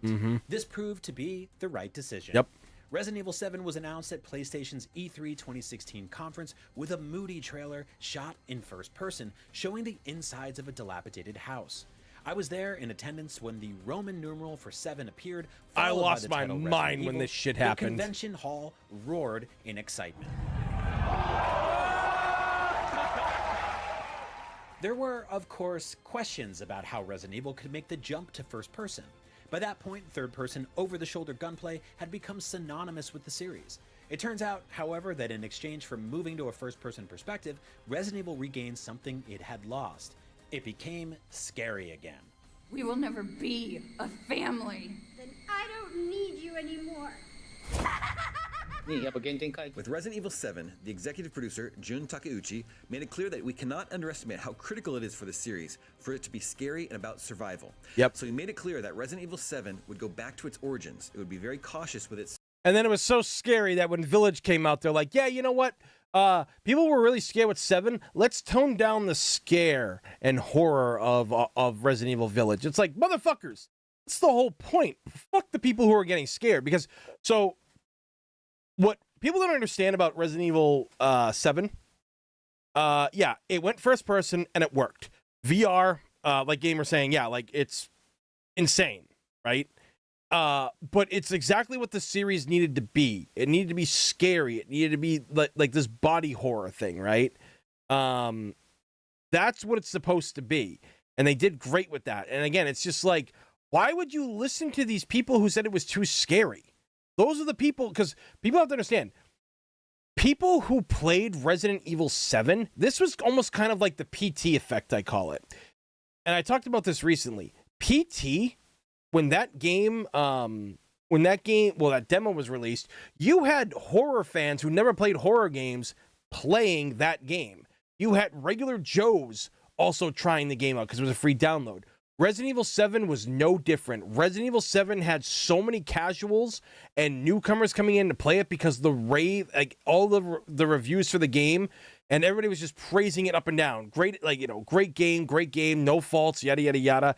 Trust me, it's got its faults and everything like that, but, it was that hype that drove, casuals to, come to this and play it. And I think that's incredible. Survival elements. And with that as a basis, then we would try new and different things. The game was a hit. While maybe not quite operating on the same level as Resident Evil 4, this significant shift in direction allowed for a welcome return to survival horror. Thanks to its unsettling and claustrophobic Southern Gothic setting, Resident Evil 7 ranks as one of the scariest games in the series. But Capcom wasn't going to abandon the third-person perspective that was so key to Mercenaries the series' 3D. DNA. While new mainline titles like Resident Evil 7 and 8 would stay in first person, Capcom planned to release third-person games through a series of brand new remakes, starting with Resident Evil 2. Capcom realized there was a demand for remakes thanks to the appearance of several fan projects at the time. そうですね、はい。 Which people also have to remember that those Italian guys that were remaking Resident Evil 2 with the assets from Darkside Chronicles and Umbrella Chronicles, everything, they got the cease and desist letter from Capcom and then eventually went to work for them. So, You might have heard of it, but there were some fans from overseas that were working on their passion project, doing their own remake for RE2, and, well, it was like, alright, people really want this to happen. So producer Hirabayashi came up with the slogan, well, we'll do it. yep. I'll do it myself. The result is one of the best games in the entire series. The Resident Evil 2 remake is a perfect blend of horror, Daymare. Yep, combining Invader all the Studios. action and puzzles fans have come to expect from the series with a new menacing tyrant system that allows the hulking Mr. X to continuously stalk you throughout the Raccoon City police station. Under Ampo-san's direction, Resident Evil 2 Remake became the second best-selling Resident Evil game in the franchise's history. Naturally, Capcom would follow up its incredible success with a remake of Resident Evil 3, another PlayStation 1 game that could clearly benefit from a modern reinvention. But following that, surely They don't want to talk about RE3, do they? They really don't. Now I'm going to say something controversial. I would rather play Resident Evil 3 Remake than Resident Evil 2 Remake. Resident Evil 2 Remake is a good game, but I call it a reimagining. A remake is what Resident Evil 1 on the GameCube was. 2 and 3 are not remakes, they're reimaginings. That's what those are. I do like a lot of things about RE2. Don't get me wrong. I do love a lot of things about it and what it did for the series, but 3's gameplay is way more fun. I love the gameplay. I love the character interactions because there's no, separate scenario, secondary character you play as in another mission, aside from, you playing as Carlos. So they can focus more on the characters interacting with one another and being characters, where in 2, I feel they didn't really get that much. But I do truly love what they did here. What do you call it there? I do truly love, RE3 Remake a lot. Again, not a great remake, but still a good game. Capcom wouldn't remake Resident Evil 4, a game that still felt refreshingly modern despite being almost 20 years old. Why touch something many considered to be almost perfect? まあ一番大きなまだ Because it When we put wasn't out the remake perfect for and it Resident fucking Evil 2, needed we it. got a very positive reaction. So that made us think, alright, these remakes are something people actually want. And when it came to RE4, as you mentioned, it was still a title that enjoyed some popularity, a very beloved game that people are still playing. So there was a lot of internal discussion on, well, maybe it's not a good idea. Maybe we don't need a remake for Resident Evil 4, especially because Resident Evil 4 is a game that is so beloved. If we get anything wrong with the remake, people might be quite vocal about their discomfort. But despite any initial hesitation, the results speak for themselves. Resident Evil 4 Remake was another bona fide hit. Much of its success comes down to the biggest changes, which were focused on fine-tuning the action-horror ratio to achieve Takuchi-san's goal of keeping the series true to its survival horror roots. And so gone were some of the original game's campier elements, replaced by a moodier, darker tone that still kept the heart-pounding action hero moments. There's still Around the cheesy same time moments in as it, Resident though. Evil's rediscovery of its horror core, longtime Devil May Cry director Hideaki Itsuno had a similar epiphany. After a brief sojourn into the RPG world with Dragon's Dogma, Itsuno-san watched as the action genre began to soften in order to appeal to a more casual audience. And so, when the chance to direct Devil May Cry arrived, Itsuno-san saw an opportunity to challenge the audience of a genre he felt was in need of a good kick in the ass. He would do so in spectacular fashion, achieved by leveraging the company's most powerful game engine to date. Dude, that was in Devil May Cry, man, coming back. I feel like the main trend with action games was to make action games that were very kind. Maybe, for me, a little bit too kind to the players, lending a hand to the player too much to my liking. God, man. Itsuno took over director duties on Devil May Cry, starting with the second game in the series, and has since helmed every new iteration, save for Ninja Theory's DMC. Following the release of Devil May Cry in 2008, it would be almost 11 years before Itsuno directed another Devil May Cry game. But when he DMC literally, like, essentially for a lot of people sunk the series into ever, like, people were convinced Devil May Cry was never gonna, like, come back. Was never gonna come back from that. did finally return, he would oversee one of the most critically and financially successful games in the entire franchise. Dude, this shit, man. That trailer when it dropped and it was Devil May Cry, I fucking literally, I legit cried. Seeing that game come back from the fucking darkness, and it was like Nero at first. I'm like, oh, this is weird. Wait, is this Devil May Cry? Like this? What is this? Like, and I'm just like, oh my god, and like just like the reacting to it. I mean, like they kind of spoiled that the guy in the cloak was Virgil and shit like that. But it's like, if you knew the series and what Devil May Cry does in its lore, this was a big fucking deal. If you want it, then you'll have to take it.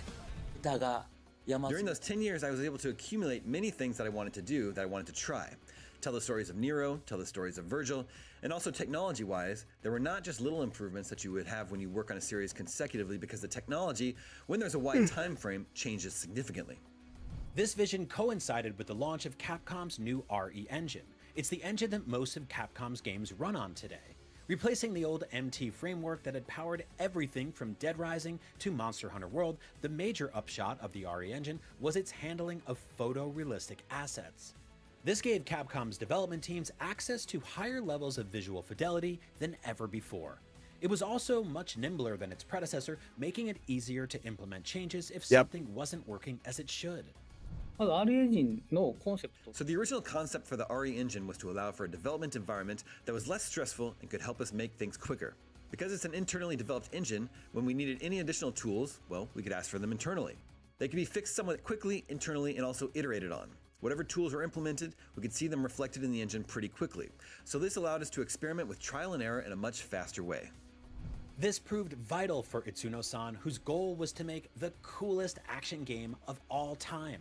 And he That did. meant a lot of trial and error to make sure everything from the way the game looked to the way it played was as slick and stylish as possible. The RE engine's combination of rapid development tools and photorealistic capabilities meant Itsuno-san was able to increase the pure style of Devil May Cry by magnitudes. Devil May Cry at that point when I played that game for the first time, that combat system in it was amazing. The series, I mean, you thought it peaked with DMC in terms of its combat? No. The combat for DMC 5 is absolutely beautiful and insane, right? I absolutely love everything about it. They did such a great job with that, you know? Absolutely beautiful. デビルメイクライシリーズは Devil May Cry is a franchise that stands on being cool. That's what the franchise is. It's about being cool. Ever since I took over the series from Devil May Cry 3, I put everything that I, as a person, I considered throughout my life to be cool. Anything I've seen on TV, in movies, Super in comfy. comics Yeah, I've read, that's a great any way to put it, sport actually. experiences I've had, I try to distill everything that I think is cool into what the game is. Golden Age, yeah. Since 2017, Capcom has released a Game of the Year contender on a nearly annual basis.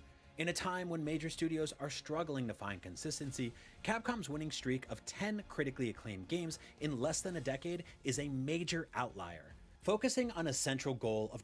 That's actually very true. Virtually any game that came out from Capcom during this era, like legit, could be Game of the Year for the most part. Almost every game they made could be Game of the Year material because there was that much love and dedication put in. And we just hit 30 likes, guys. Greatly appreciate that. Thank you so much. That's awesome. Thank you. Creating globally appealing games, all built with a technologically advanced engine capable of powering a multitude of different genres, proved to be a formula for unprecedented success.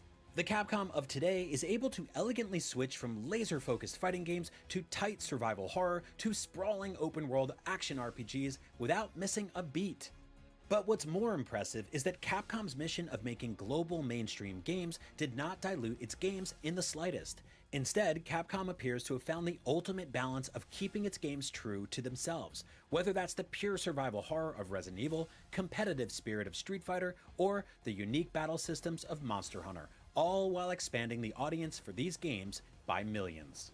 Many of Capcom's contemporaries are now finding themselves where Capcom was just a decade ago, fruitlessly chasing trends and losing sight of their identities.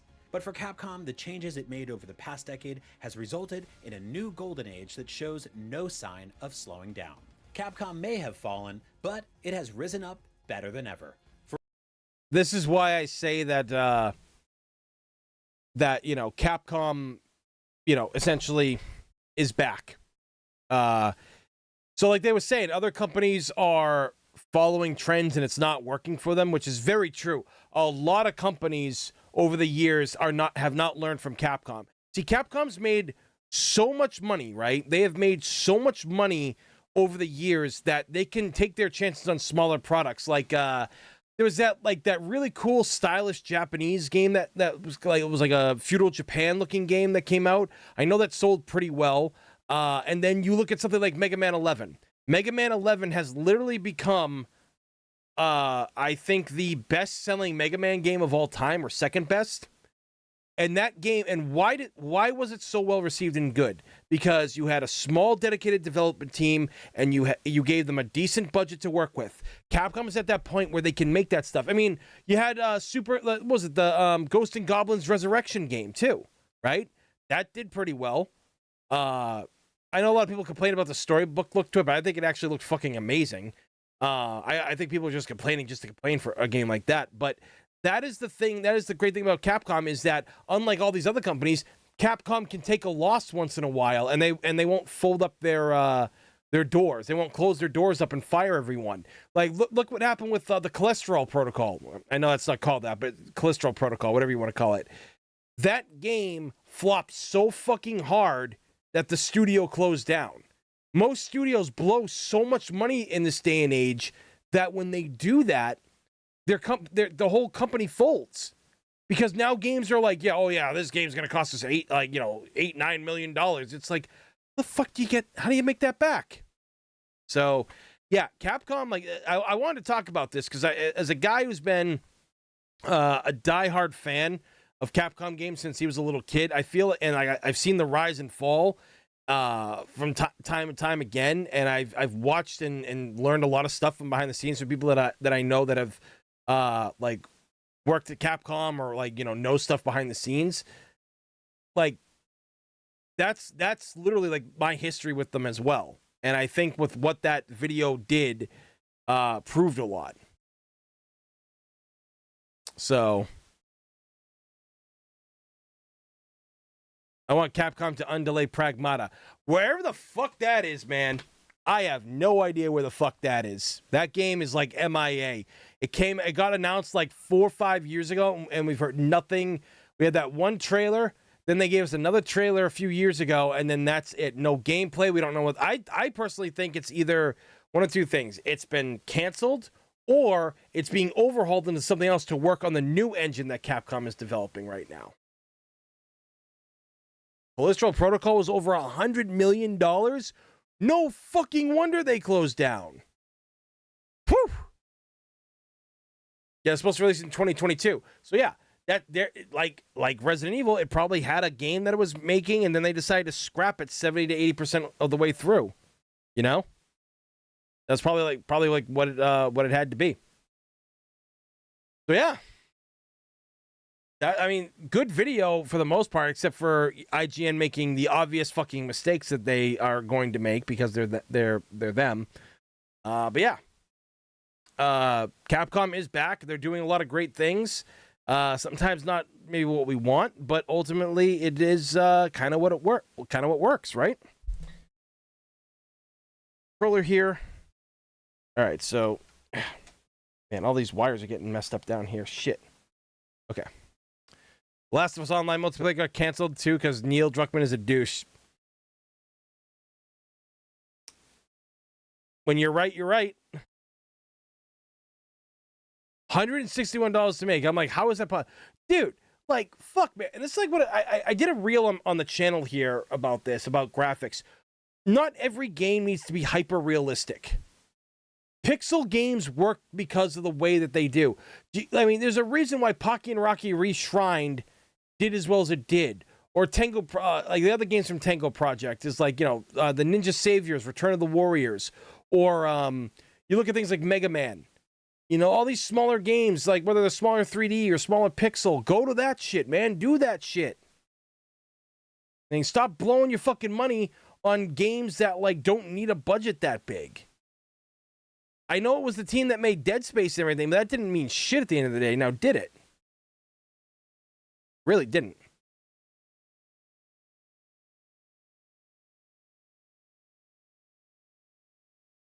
All right, so let's get this switched over here.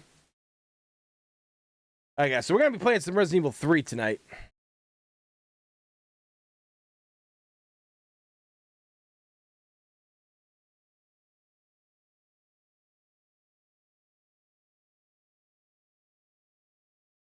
And thank you guys for getting the stream over 30 likes. I greatly appreciate that. For the 24 people that are here watching right now, that also means a lot too. Thank you so much.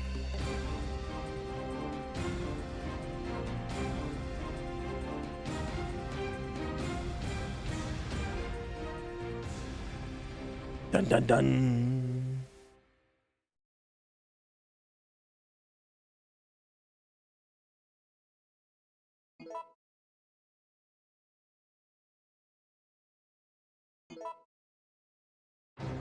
Resident Evil.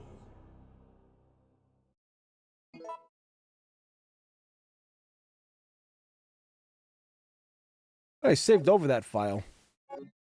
Oh, well, just start a new one.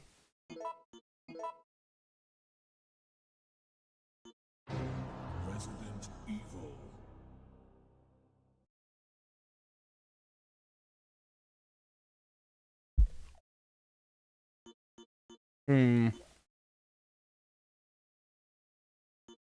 We'll go with the Dreamcast version, because these two outfits are Dreamcast only. It all began as an ordinary day in September. An ordinary day in Raccoon City.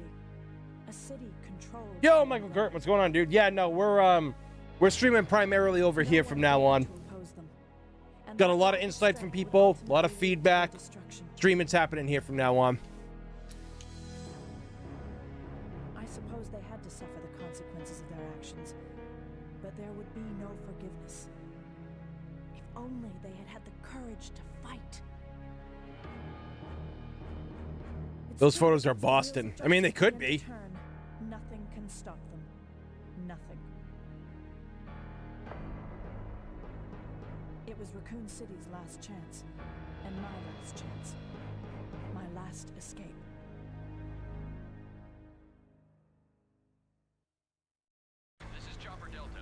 All right. So, we might not be able to beat the game tonight.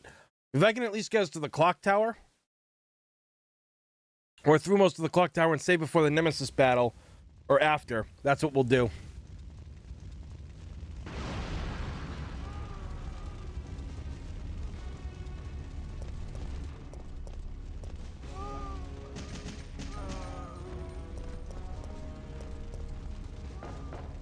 My Utopia boot disc.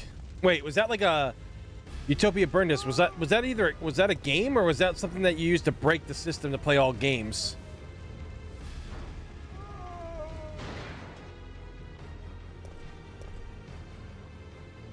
Oh yeah, Catherine Dish has been on Hallmark for years.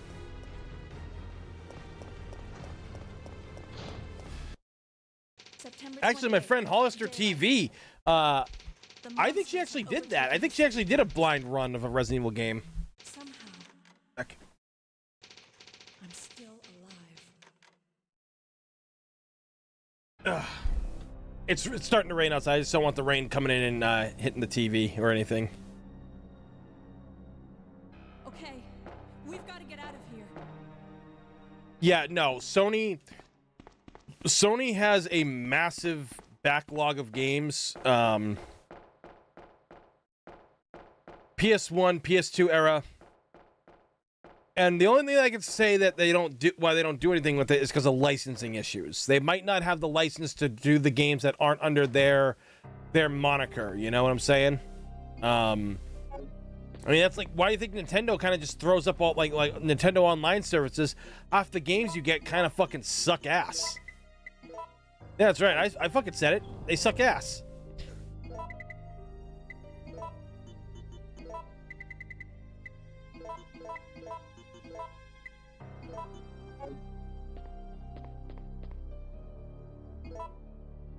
OG is good. Yo, Benson, what's going on, dude? How you doing, man? Hey, just missed it. We just watched a video talking about like Capcom's rise and fall. Like IGN had done like a video about it, and I was given pointers about like you know, like what I witnessed and what I knew like during that era of Capcom, you know, kind of rising and falling.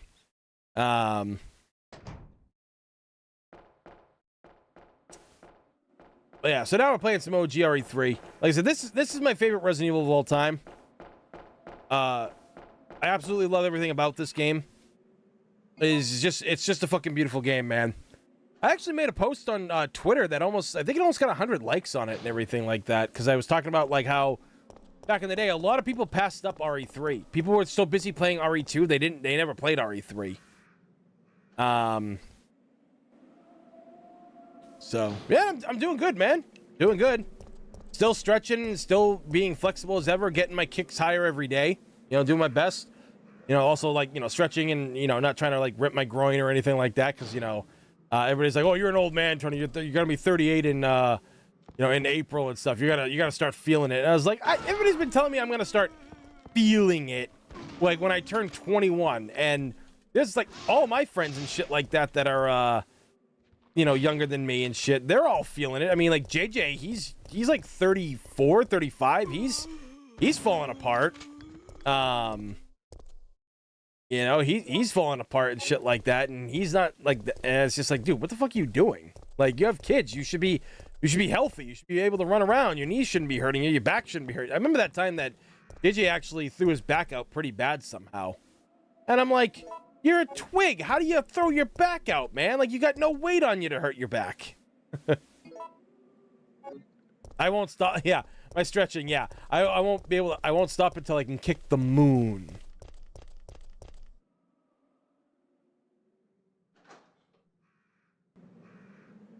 Well, I mean, it also helps that, like, I don't drink or smoke and never have. So, you know, there's that has, like, helped out a lot as well. And I don't eat fast food at all. So,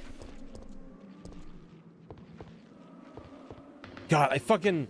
The zombie moans that you hear, the wind carrying the moans, and just being able to explore the city, dude. I never get tired of this. I never get tired of the shit that you see and hear in this game. The stuff that, like, people really don't focus on. I think he just, like, got, like, a bad back or something like that.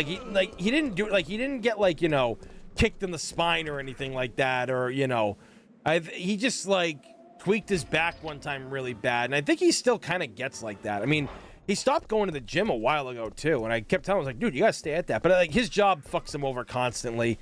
He had to change, you know, he had to, like, change shifts and everything, so he doesn't have time to go to the gym.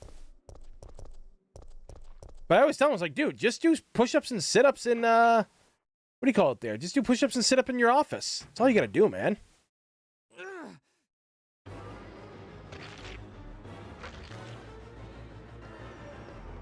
Get away!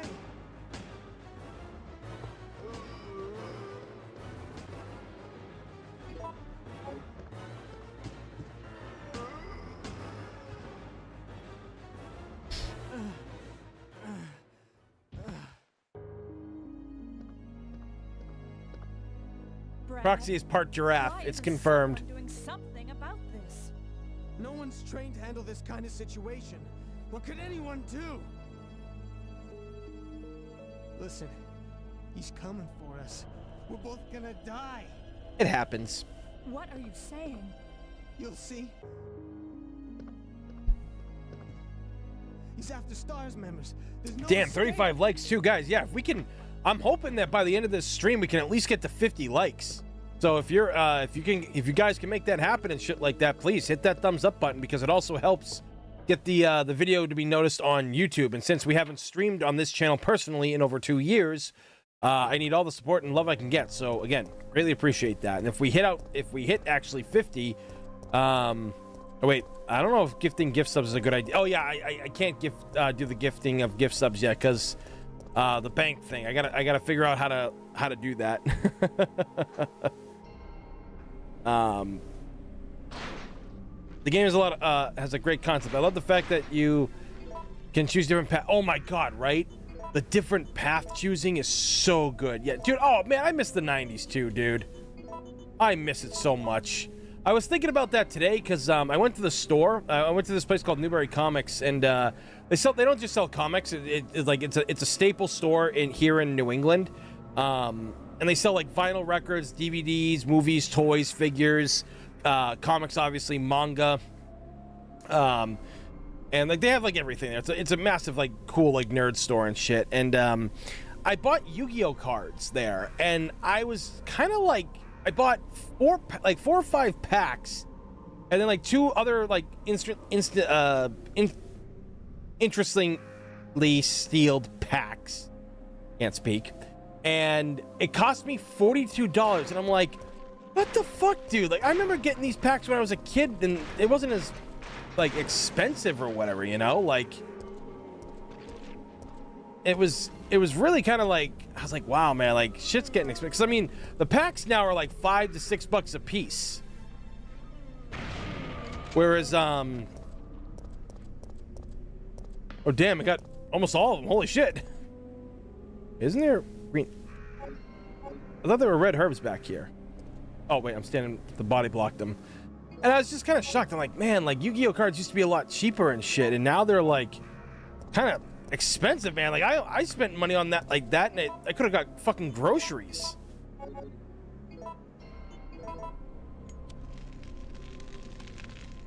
Dude, I miss a lot of things in the 90s. I really do. Good television, good cartoons, you know, 90s anime and shit like that, 90s video games.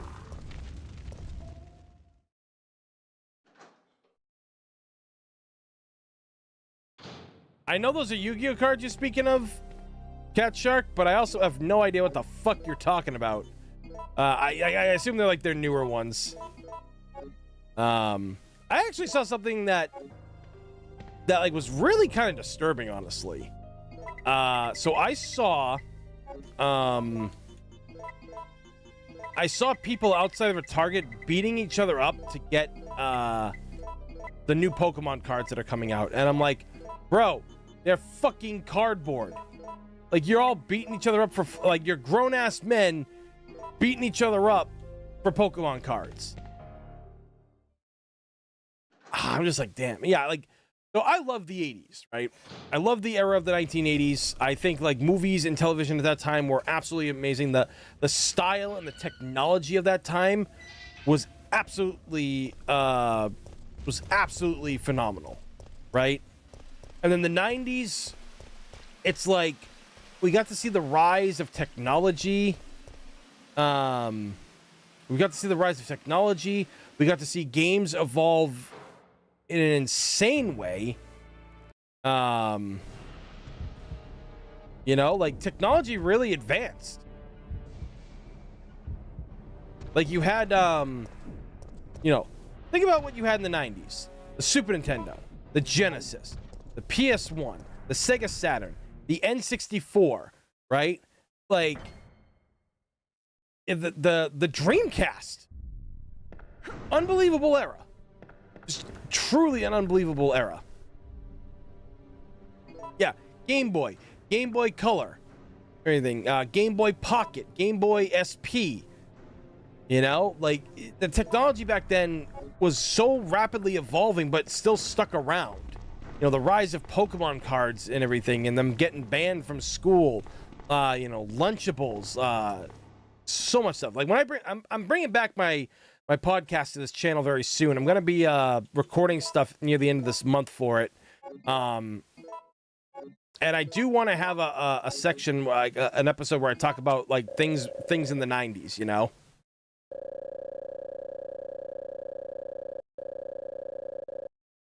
Four, 3, 1, 2.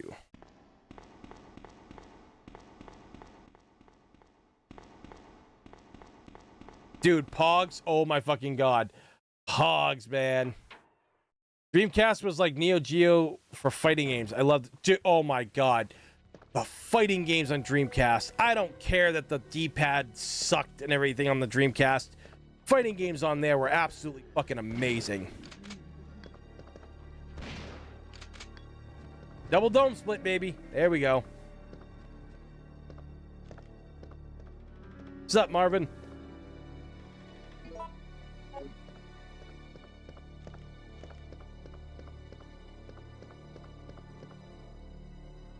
Dude, I remember my favorite slammer I had was it was this heavy metal one.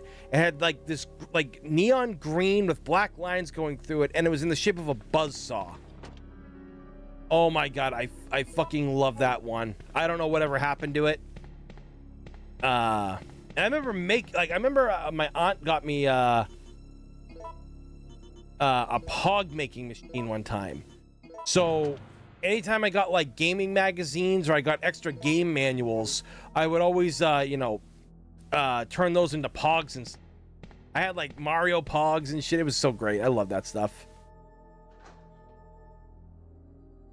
I remember Army Men on PS1. Oh my god, Army Men and Army Men 2 Sarge's Heroes.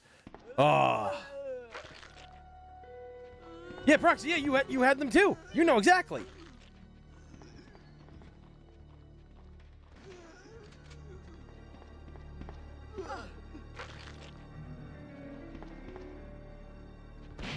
Oh my god, that's great.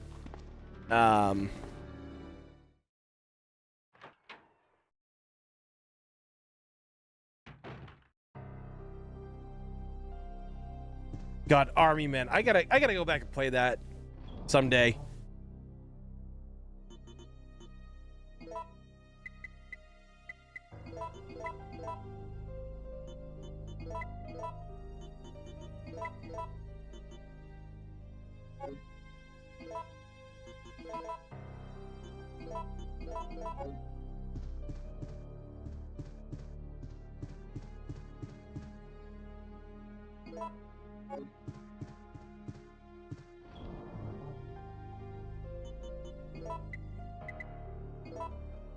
Yeah, PSX, PS1, absolutely phenomenal.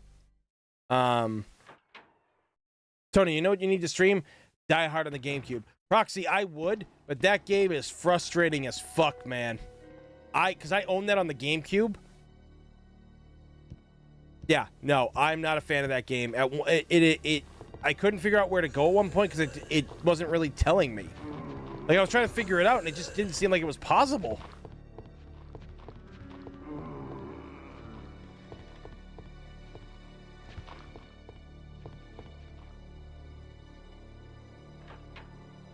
Cosplay Sarge while streaming Army Men. Yeah, it's pretty ass, dude. Like it was real ass.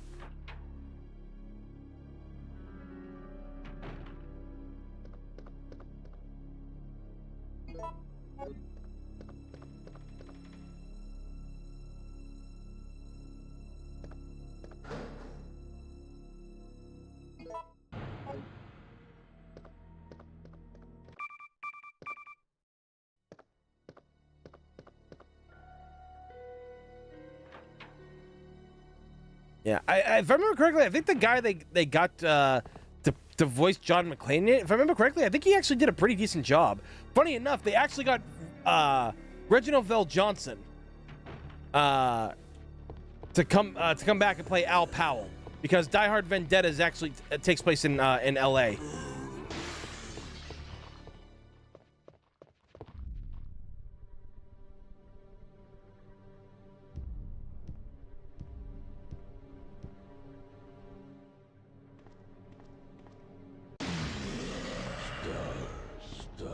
Yee!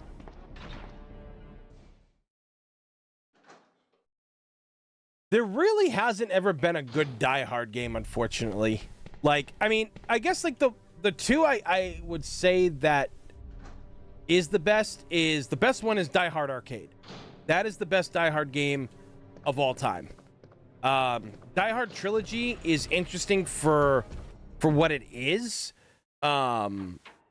Except for the third level where you drive the taxi, that shit is stupid.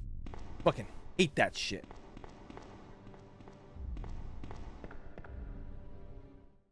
Great stream. I'll catch everyone later. Gotta get up early tomorrow. All right, dude. Thanks for coming by, man. Greatly appreciate the support tonight. Thanks for coming by and hanging out. You have a good one now.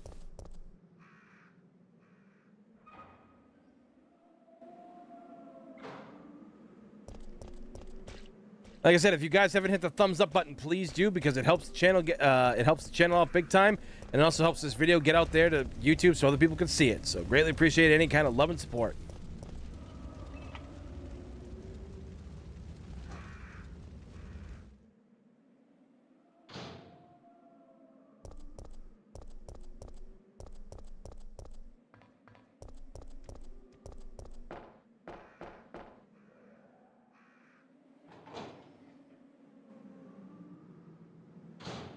Damn, that wind's blowing.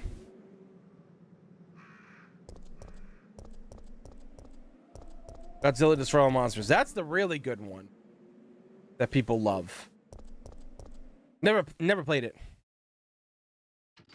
Future Cop, LAPD. Cat Shark, remind me to check on that game.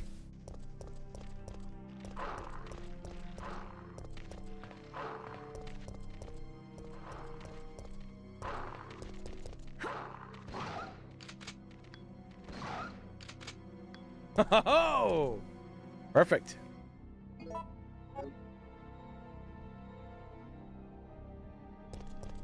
I wish we could have got this outfit in the remake. I know, dude, right? Like, how cool would it have been to have this outfit? It would have, to be fair, if they gave Jill this outfit as her default outfit in the RE3 remake, that, to me, I would have been okay with. Like, legit, I would have been fine with that. Because the one she has is all right. But again, it's just very generic looking. This one's got some style. It's like black leather pants and, you know, a button-down blue shirt. At least I'm pretty sure those are leather pants. Fuck knifing, dude. I can't do that shit.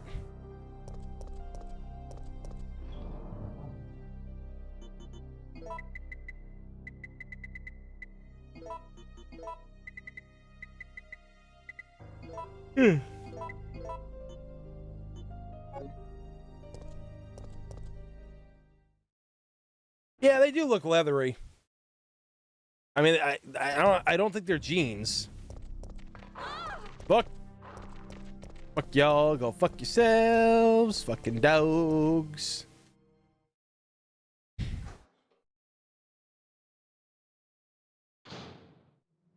Pitfall on GameCube, huh? I don't think I've ever played that.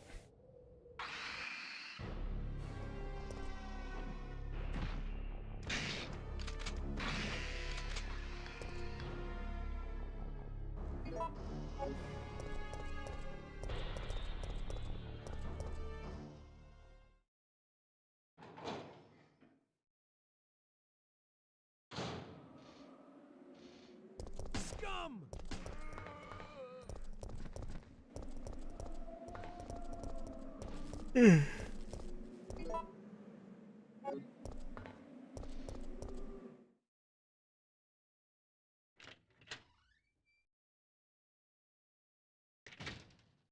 It wasn't like Pitfall on the Atari, like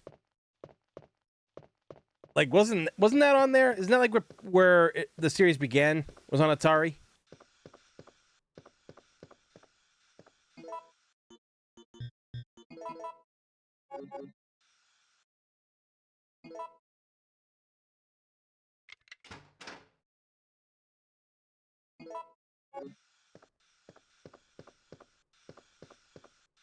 Yep.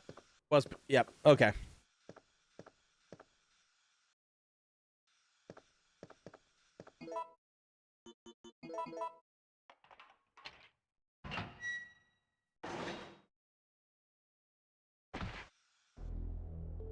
What's that? Calm down, lady. I'm no zombie. My name's Carlos. Wait! How did he find me?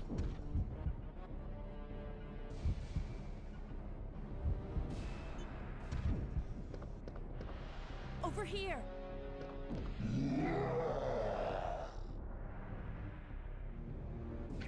Yeet.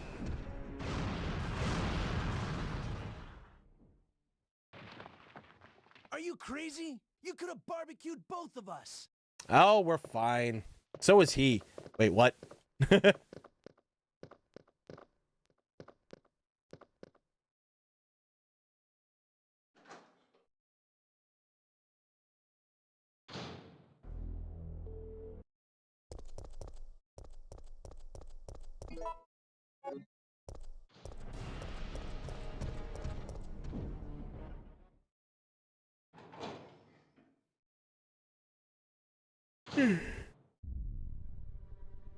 Oh, hell yes, Wolfie. I hope you liked it. I love the novelization of RE3. I think it's a really good one. I still think my favorite to this day, though, is S.D. Perry's version of RE1. I think that's my favorite version.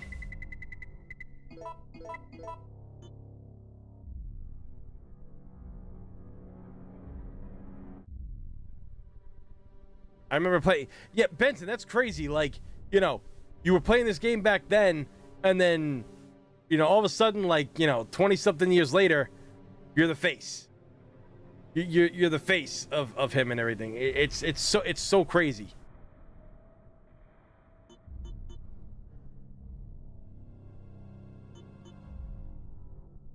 Hold on one second, guys. I'll be right back.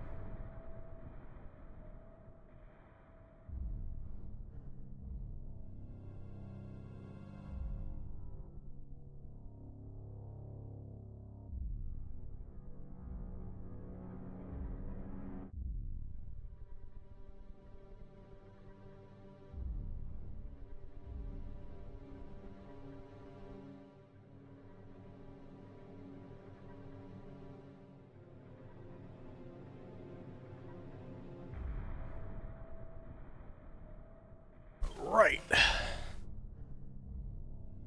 All right. Just gotta splash some water on my face.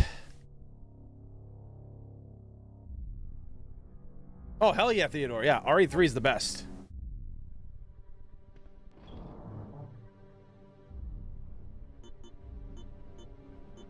And we don't need this for a while. We're getting rid of that soon.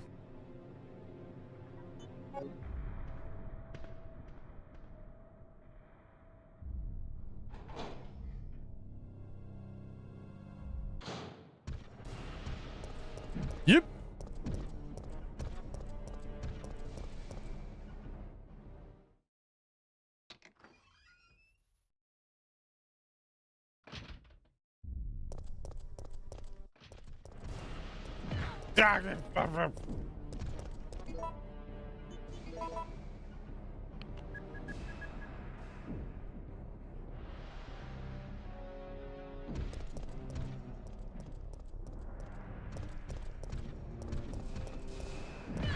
Dar.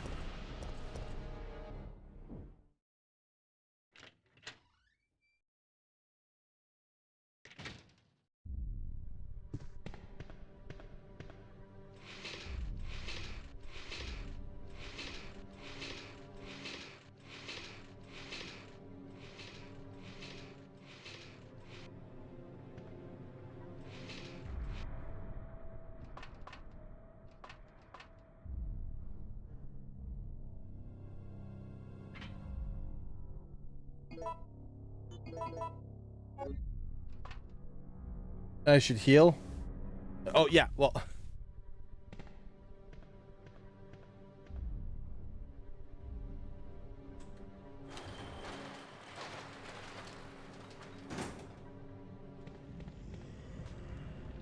I love how you hear the Nemesis growl, like when you go through that doorway that I just did, you hear him growl. That shit's insane, man. Again, great way to advertise that he's still in the area, you know?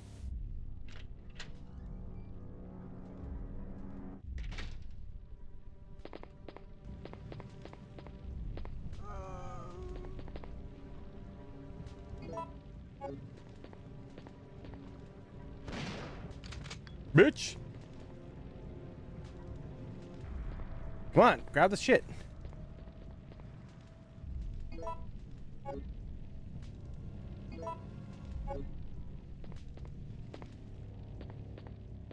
Let's see if I can do this right.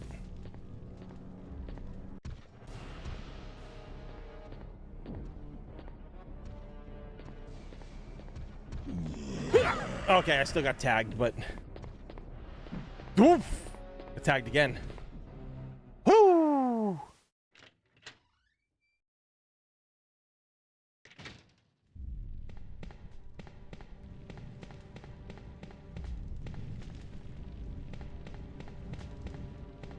Actually, blowing it would actually be if I, what do you call it there? If he grabbed me. Because that's the thing that I was really worried about the most.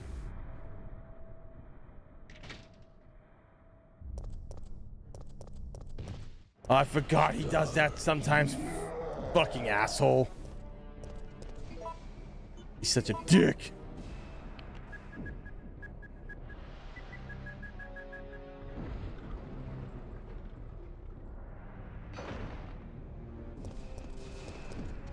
I mean, you can see that in Marvel vs. Capcom Infinite.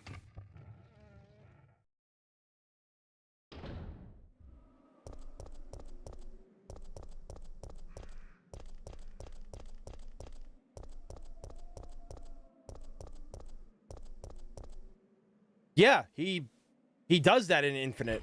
He doesn't have the gauntlet in Marvel vs. Capcom Infinite. Now the mod that I got that Maximilian put out, everything where he rebalanced the game, they gave Thanos the gauntlet, and he also has access to every ability of every stone, which is crazy to me.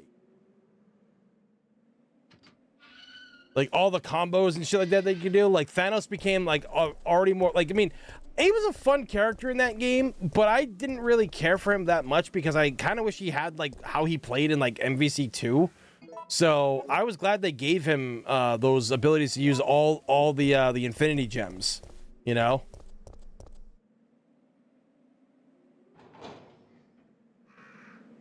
To be honest, though, I feel that the Nemesis would lose to Thanos. They are chunks now.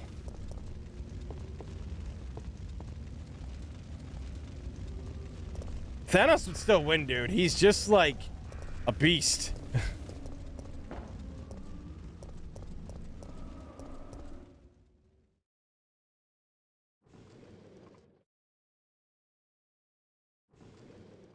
I mean, he beat the Hulk. Like, single-handedly. He barely, like, took any damage. You're one of the...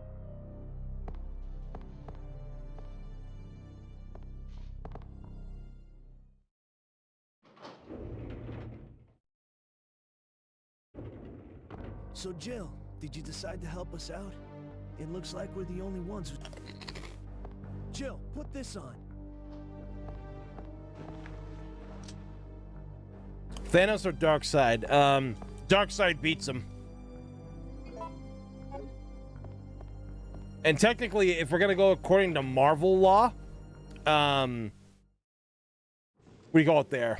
The Infinity Stones do not work outside the realm that they are from. So Thanos, he really wouldn't have be able to do much.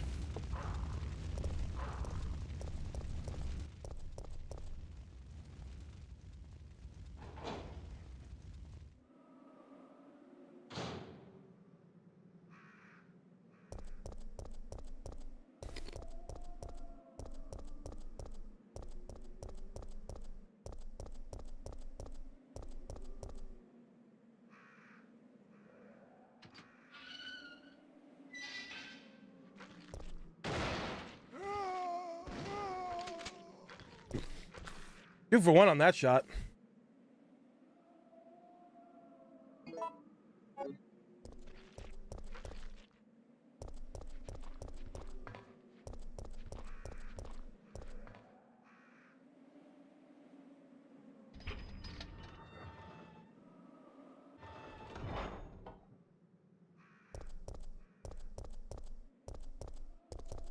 Like, don't get me wrong. Thanos is strong.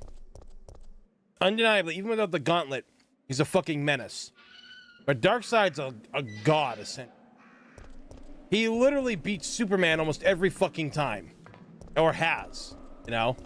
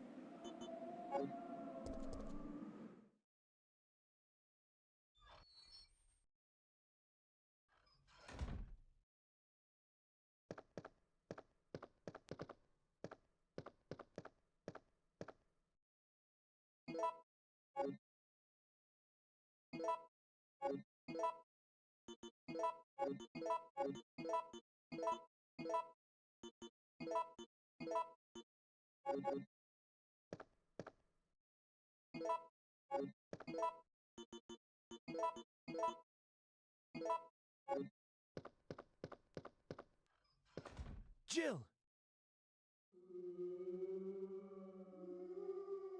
Hey, the zombies are getting restless. I know.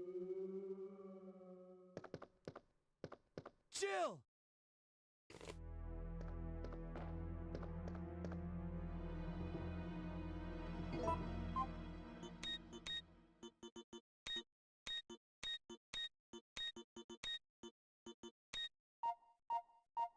I'll tell you what's fucked up. That Justice League Dark Side Apocalypse War movie that they made.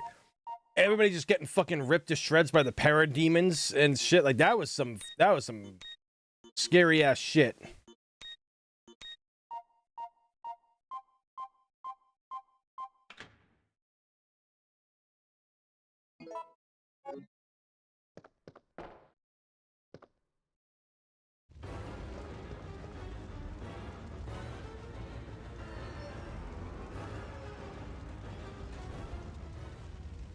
The new DC animated movies, I don't know, man. I tried to get on board with them, and they felt really hollow in a lot of ways. And then, like, they had, like, the Crisis on Infinite Earths movie, and even that didn't seem that great. Yeah, he was, like, the best part of that. He really was.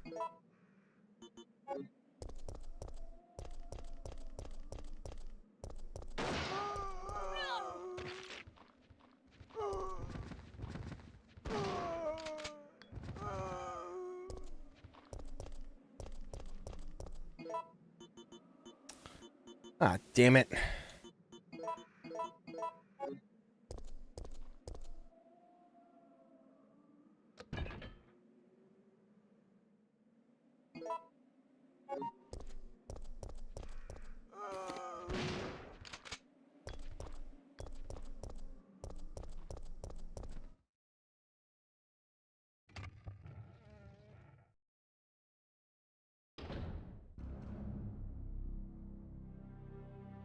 I'm disappointed that the animated DC movies kept setting up plot lines that never got continued. What, you mean the ones that, like, had, like, the longest serving ones, like, after the Flashpoint movie? Is that the one you're talking about? And yeah, the Arrowverse, Crisis on Infinite Earths and, like, the Elseworlds one that they did, that was some good stuff that they did.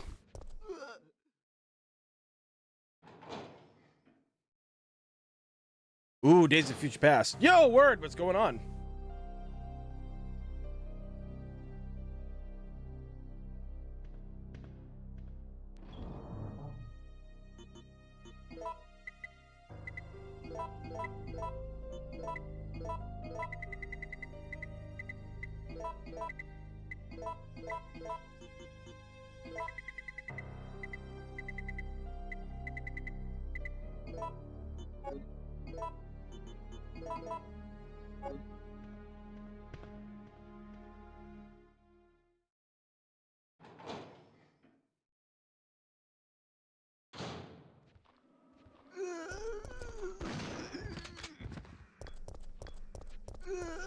I mean, the Titans, they got fucked up in that Darkseid movie.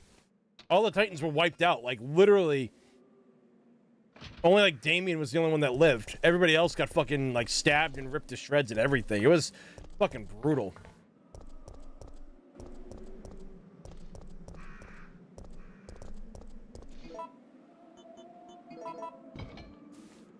I personally think my only problem with that movie and how Darkseid was spying on them, everything like that, my brain was like, okay, look, Batman would have been like, yeah, let's scan Cyborg, like, he might be our friend, but he's made of technology from Apocalypse. We don't know if he's like, they never fucking did that. I'm like, you gotta be shitting me. You know?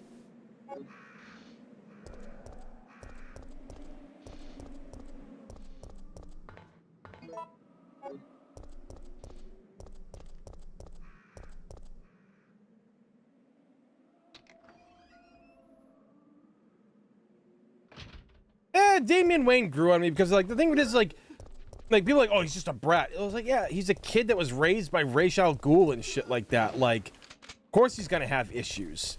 And I think it was great that he wasn't just another Robin that followed Batman's orders and everything like that. Like, there was there was a lot of depth to him.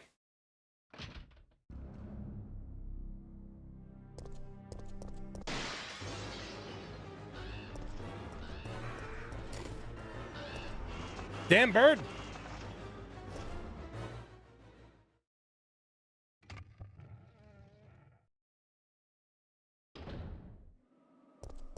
I still think that crossover's stupid. Justice League versus, like, and Sonic, that to me was just like, what the fuck is this? What are we doing here? You know?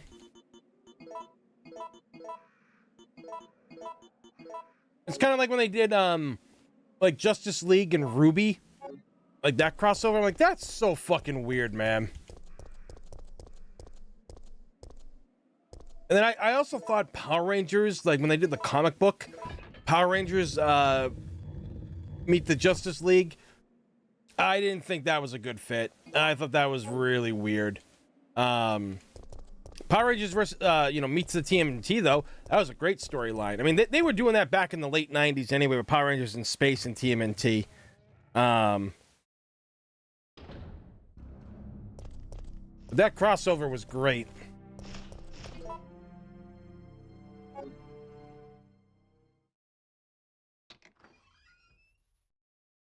Yo, gang, what's going on?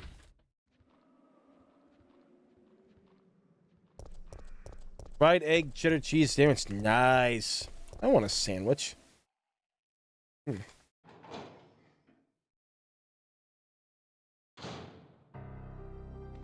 thank you guys. If you haven't hit the like button, please do. We are going hard to get us at by the end of the stream. I hope we can at least get to 50 likes. I don't need this. Get all these. I'm coming back. I'm coming back this way, so we don't really need this.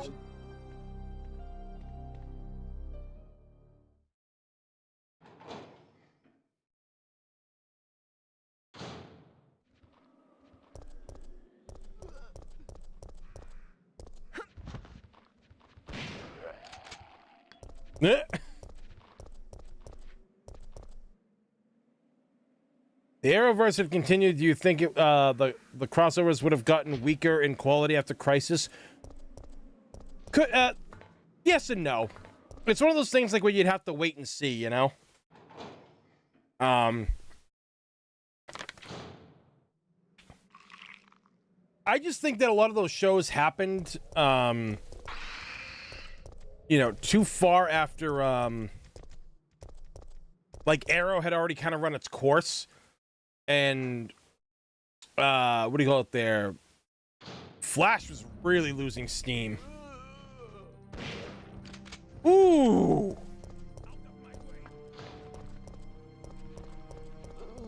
Yeah, like Flash was really losing steam towards the end, unfortunately. That was just something that wasn't going well at that point. I also think Arrow's fight scene started getting really bad towards the end too.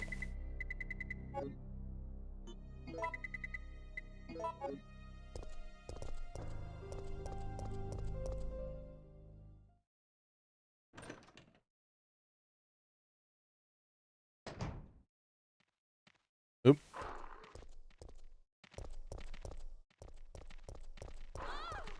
Fucker.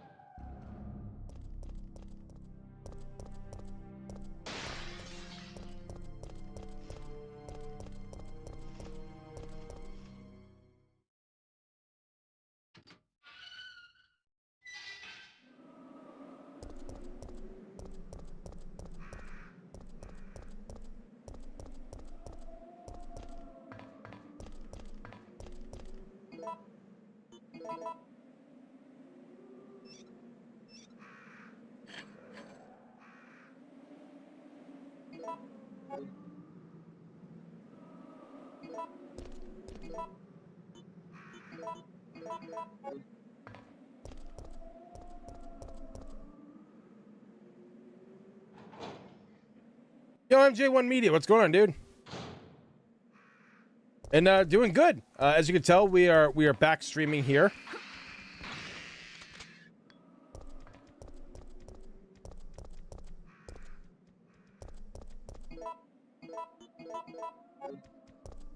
We're like after a lot of consideration and everything, and I was trying to figure out, hey, like, does streaming hurt my channel? Do the analytics not work out? Does this, that, and then some? And Gamer Thumb was here earlier, and he does streaming full time and everything, and he even said that it's like, yeah, it's totally two different things. And another buddy of mine who does YouTube full time says that if you stream and the stream doesn't do well, it's not going to affect your channel. It doesn't do that. So I don't know where JJ's getting at, but because JJ says it does. I think it's just because Ro is very specific about something. You know, I think if people watch the live stream and it's a game they don't like, they're not going to tune in for the next video. You know, I think that's kind of what happens. But I really miss streaming here, and trying to grow on Twitch is just not a thing.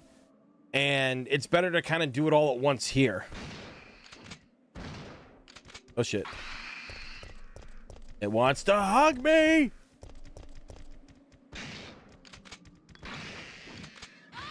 Oh, I never seen it do that before.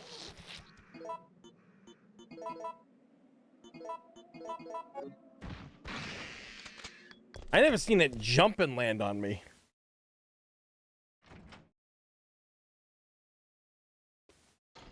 Wait.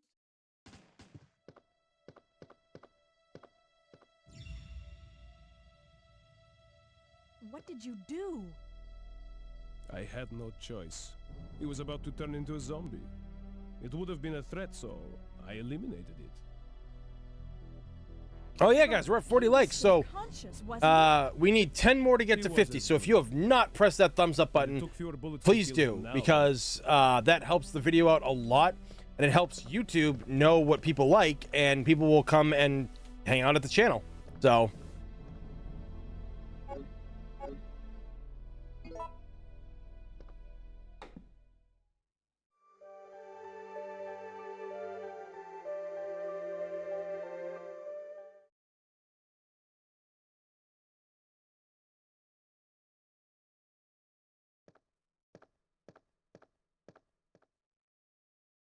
oh shit, I wasn't watching. What was that? Was that, guys, what was it? Was it Aquacure? Oh, thanks, Seth. I appreciate that. Actually, well, Gamer Thumb was here. I should have asked that if getting more memberships means the video does better too. I wonder if that's a thing. Hold on, actually, we can just check the replay.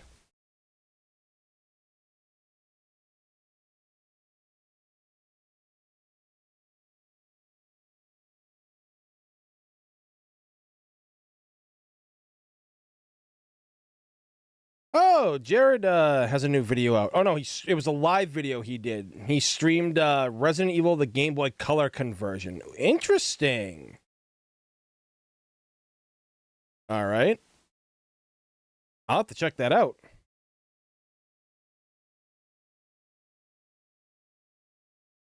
All right, let's see here. Let's just scroll back.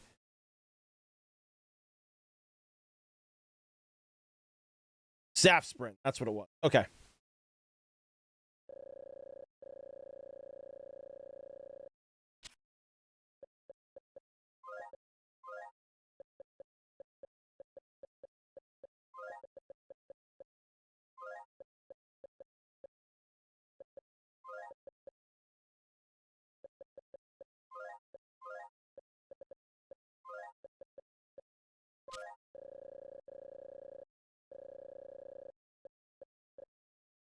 I managed to regain Infinity Mode on Aria Outbreak on my PS2. Hell yeah, but it sucks that it deducts points, making it hard to get any. Oh, that does suck.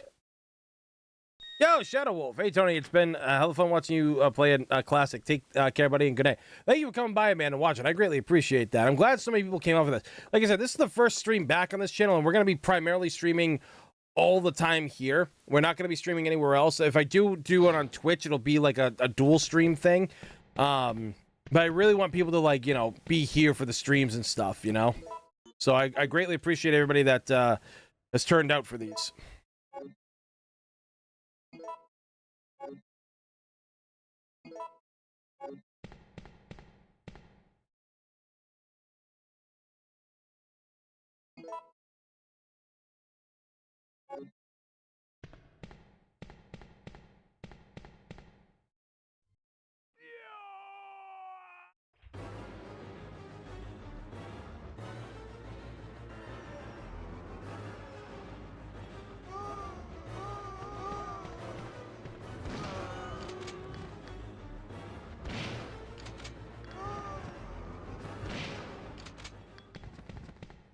Multi-dome split.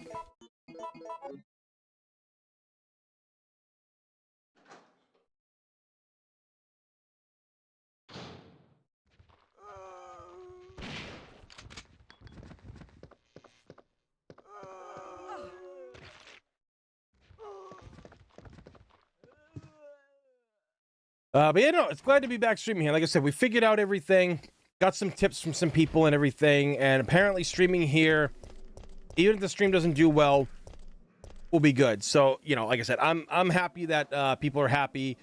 The consistency of the views are higher than what I get on Twitch, and I've been grinding on Twitch and everything like that, so it's great. You know, I love that. And again, after the stream is done, it becomes a VOD on the channel. Like, it's perfect. It's perfect in so many ways.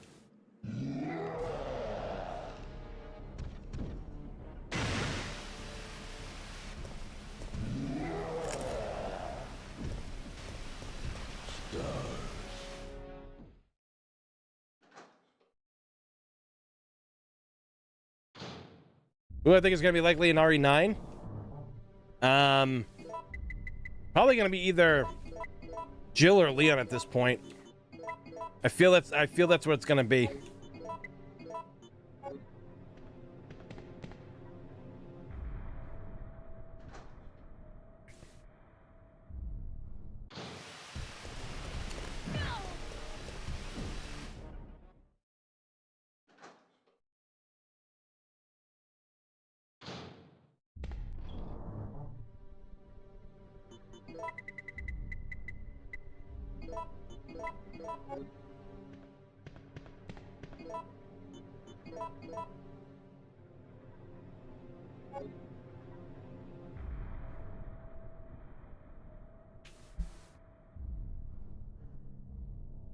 I mean, I guess it would make sense if Chris is in it, because he's been in this new generation of Resident Evil games.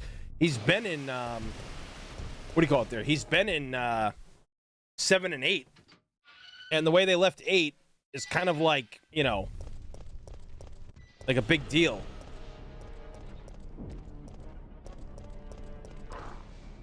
I hope they don't do some kind of side story, though. I really hope they don't.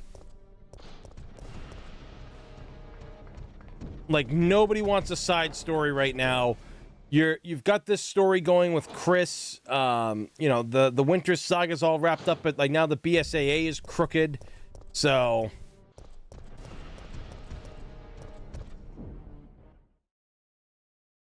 I would love to see how that goes. And it should be a game that has Chris and Jill in it. It really should.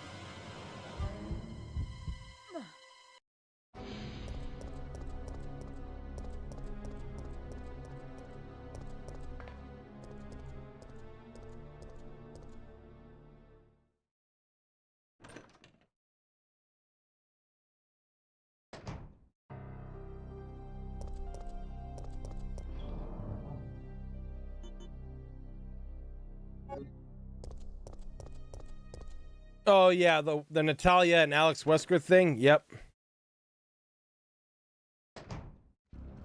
Yeah, technically, yeah. Chris has been in everything. He really has been in everything. I mean, he's been in 1. He's been a playable character in 2. He showed up in an epilogue in 3. He was in Code Veronica. Then he was in 5. Yeah, 5, 6, 7, and 8. Not to mention 2 CGI films. So there's that too, you know?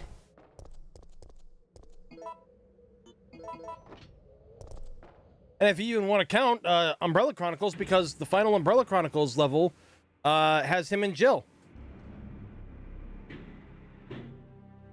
Yep. Revelations 1, 100%.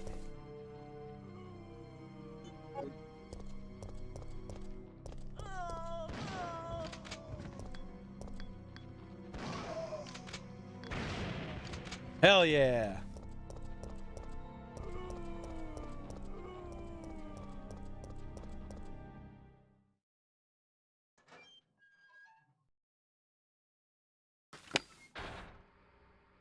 No clue. See, I don't listen to leaks. Whenever there's leaks about a new game and shit like that, I don't listen to them because everybody's getting their information from Dust Golem, and that guy is literally just a clout chaser. He just posts shit and everything. He's absolutely insane. Like, I'm the kind of guy, I grew up in an era where you play video games and you learn what you learn from games, right?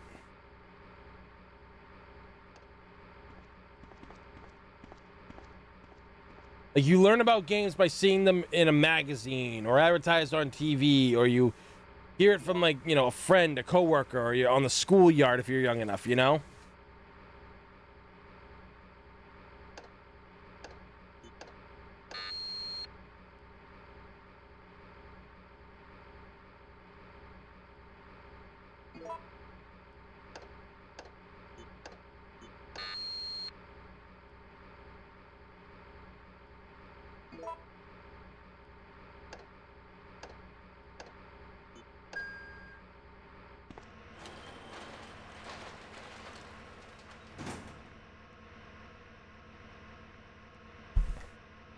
I think this is the one with the fuse.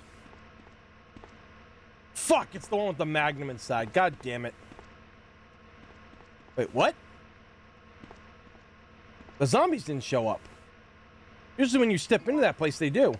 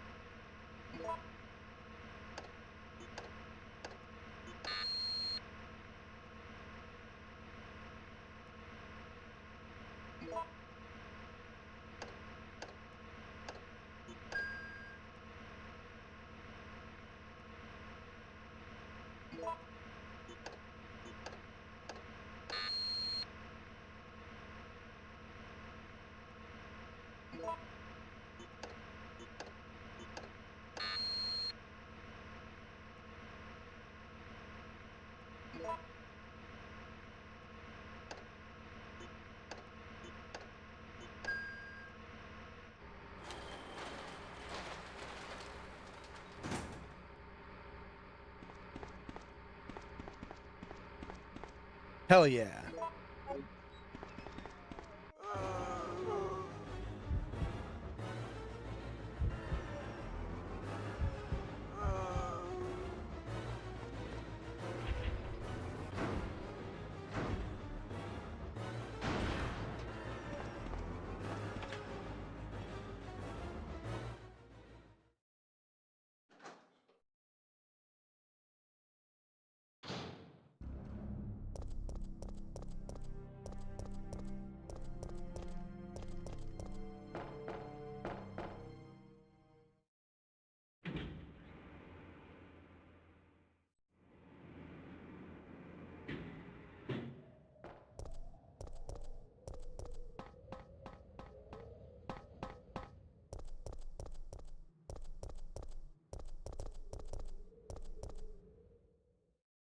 Oh, yeah.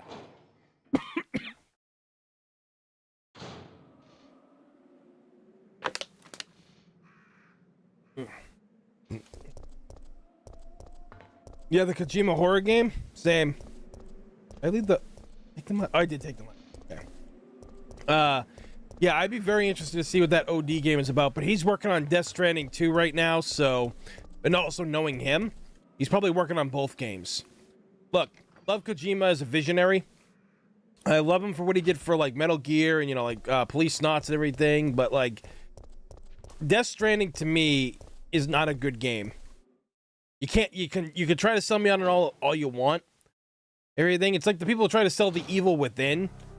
I mean, they're like, oh, The Evil Within's an amazing game. It really isn't an amazing game. It tries to be an amazing game, but it fails.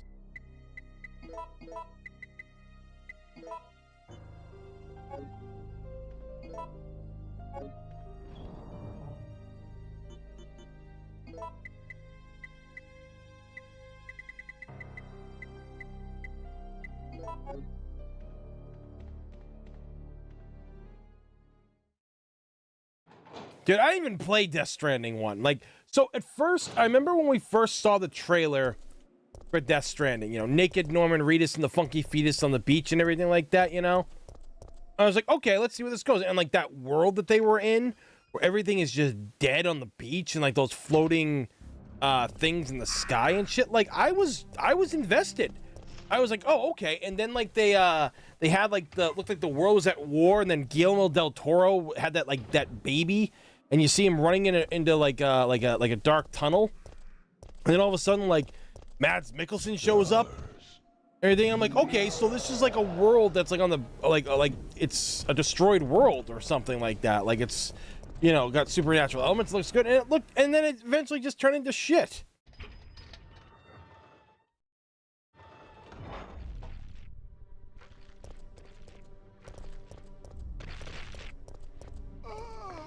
I honestly don't even know how Kojima started his Kojima Productions company. Like, I don't know if he did it with his own money or anything like that, or if he had a lot of people that were willing to back him after that whole Konami incident, because they know he got fucked over and they know he's a great person.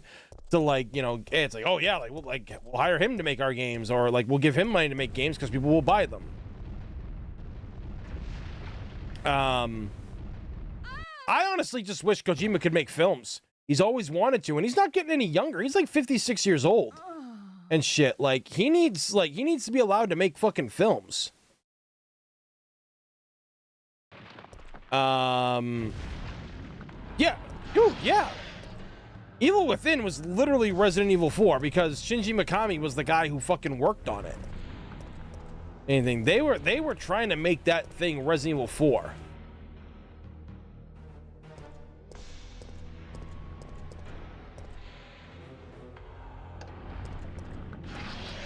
Ah!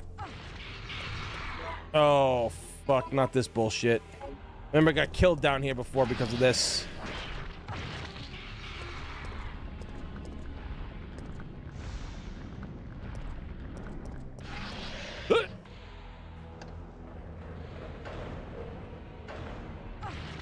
Oh, come on.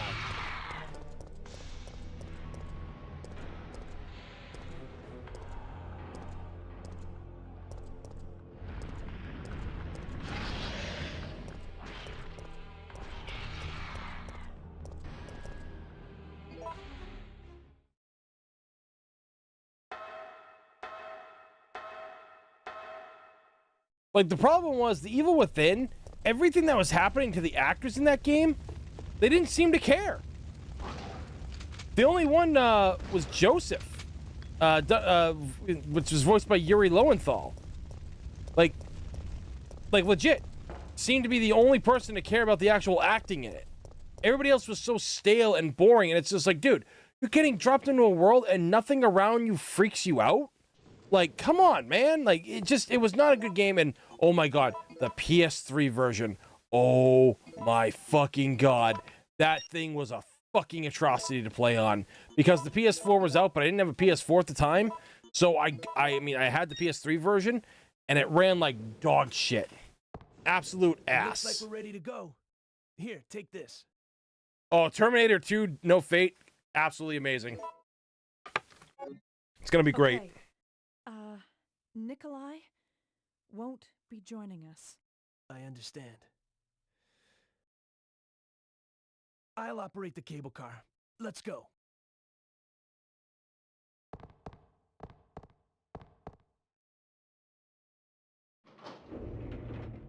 All right, guys, we're getting towards the clock tower, so if anybody watching right now hasn't hit, you know, that thumbs up button, again, it goes a long way to helping out.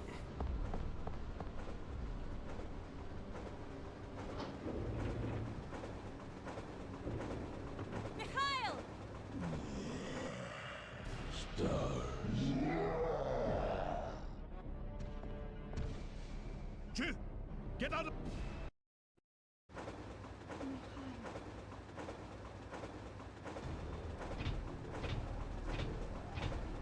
No, the brakes are out.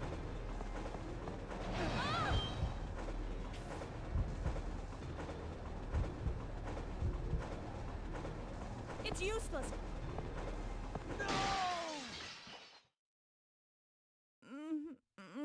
For all its problems, I still enjoyed both Evil Within 1 and 2 especially, but I think 2 is a bit more egregious. Dude, like, you know, whatever happened with 2, that thing sold less than the original game, and the first game didn't even sell that well. The second one sold really bad. I think I still have it factory sealed, come to think of it. Like, I remember when it came out, and I ended up working Black Friday at GameStop, because a buddy of mine worked there, and he got me the job helping out and everything. And it was bad, dude. Like, that game was already on sale for $39.99, and it had only been out for like 2 weeks. That tells you something. It really does.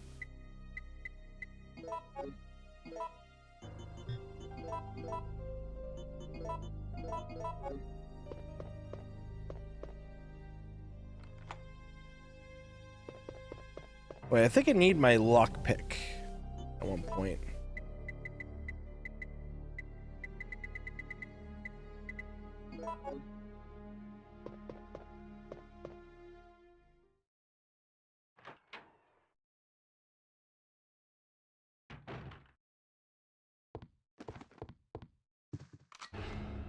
Here's a gift for you.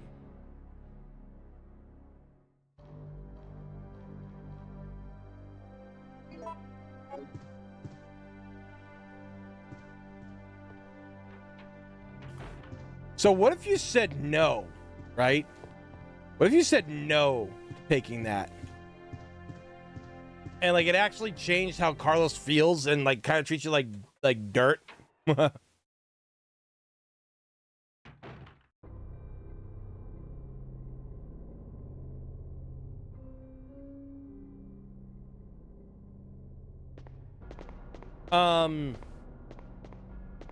I mean, Outlast is fun. The main game is good. I remember playing that with my buddy Brian back in the day. Like, I think it had already been out for a few years on PC, and it had just come to PS4. And it was good. It was a good time. We had a lot of fun. I was scared shitless during it, but the Whistleblower DLCs even is, if not on par or better than the what do you call it there? The main story.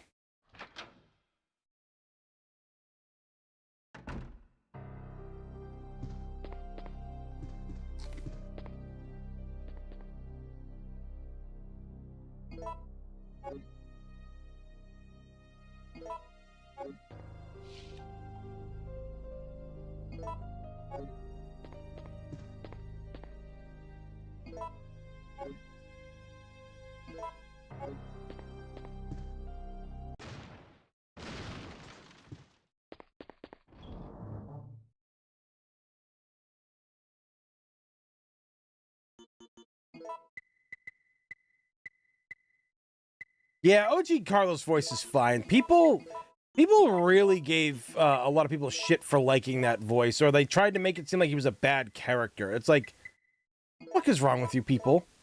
The character is fine. Like, there's no big fucking deal.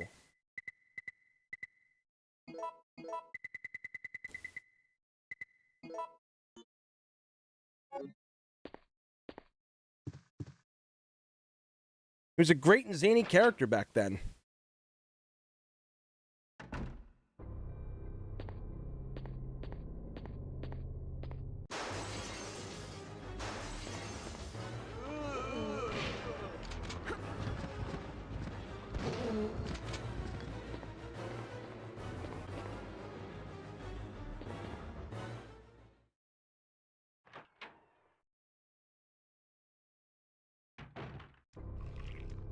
All right, hold on a sec, guys. Be right back.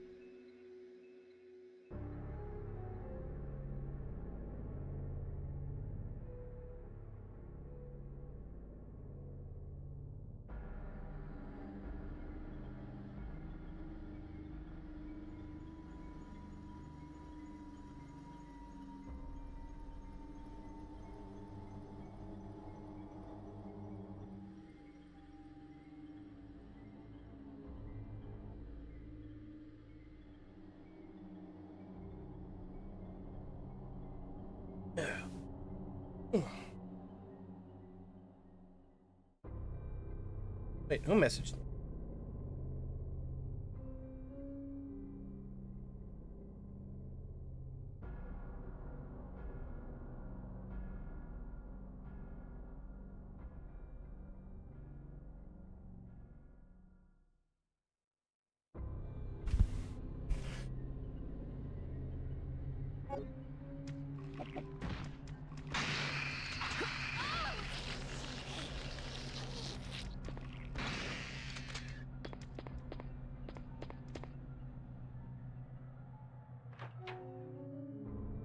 Yeah, it is interesting to like what happened with him.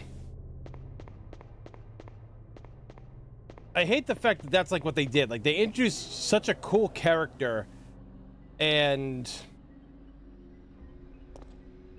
they did nothing with him after this.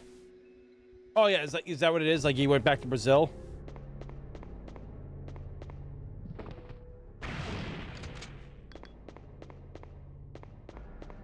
Baby spooters. I just don't see him going back to Brazil after something like this. You know?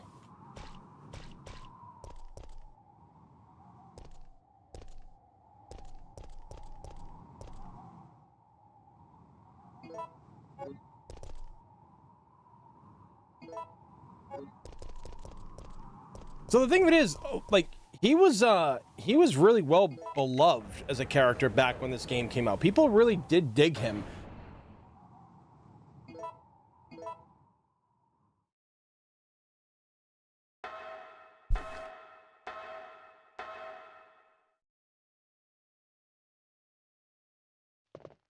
Like, you know, him and Billy and you know, for the longest time, a lot of people didn't know like what happened with Barry and Rebecca and everything. And then, you know, for some of those, we got some answers. I actually remembered a scenario like I had created years ago, where I would say like, you know, like, hey, like what would like, you know, like where are these characters after this happened? And like I had like Billy like living on the run, and like he eventually like he got like his tattoo removed off of him and everything like that, and he dyed his hair blonde. That was like the story that I created for him, but eventually like zombies started like popping up where he was, so he found a way to get in contact with Rebecca, and the two of them get like into another mission again, like they did with that and stuff. And you know, that was kind of like my plan like when I was writing that. I never did finish it, unfortunately. So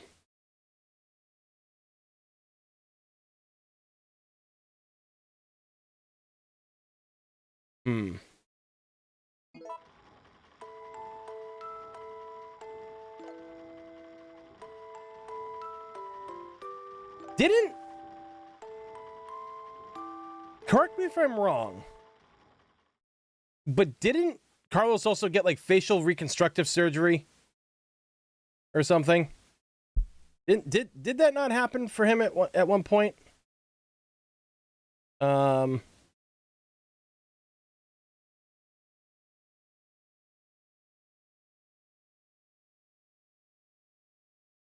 Okay. Fine,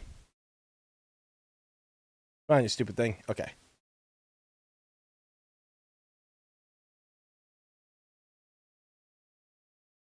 Yeah, was that before or after?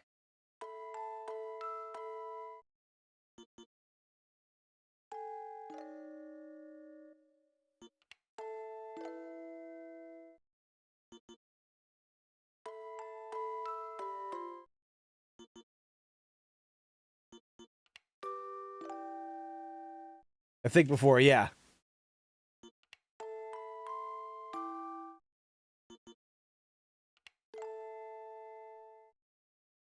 I love this song, man. It was only in recent years I realized that I was told that that's the save room theme from the first game.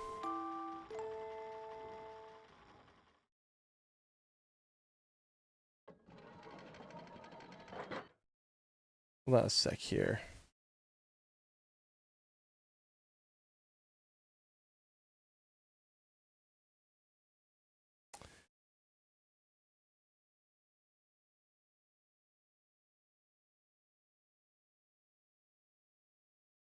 Gotcha. Oh, okay.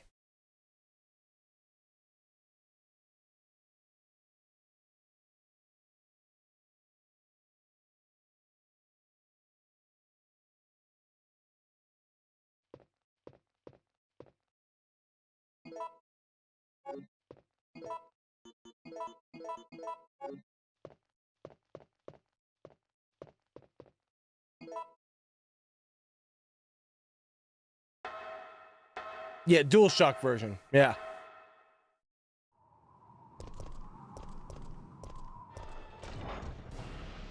Surprise, motherfucker.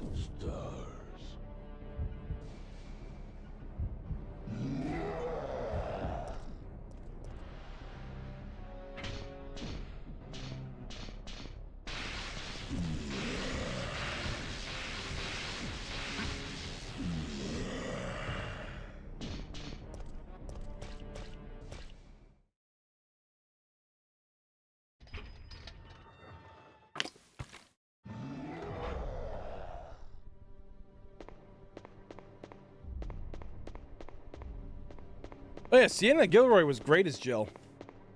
Because she actually went out and played the game and studied the character. You know? She actually gave a fuck. Mila Jovovich was just like, this is my husband's movie and I'm going to do whatever I want.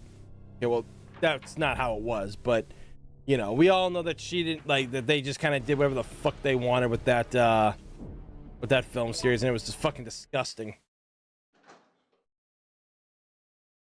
Someone was trying to tell me the other day, oh yeah, so you agree that the Resident Evil Welcome to Raccoon City is the most faithful then, right? And I was like, not really, because like Welcome to Raccoon City does this, right?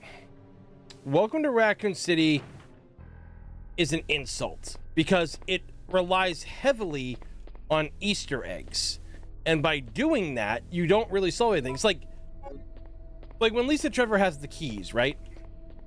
When Lisa Trevor has the keys, like the precinct keys, the club, the heart, and all that stuff, they focus on those like it means something, right? And it's like, no, that doesn't mean anything. Like to people who don't know the games. Then they focus on Claire being able to be like, you know, a lockpicking master and shit. People aren't gonna understand that either. The woman writing Itchy Tasty on the window, nobody's gonna understand that either, right? It was just a game, it was just a movie loaded with Easter eggs. Now, if it had gotten its proper budget and it wasn't slashed and it wasn't filmed during COVID, they probably would have had a better fucking time like developing stuff. Because, you know, Mr. X was supposed to be in there, Lisa Trevor was supposed to fight William Birkin on the fucking train. So let's see.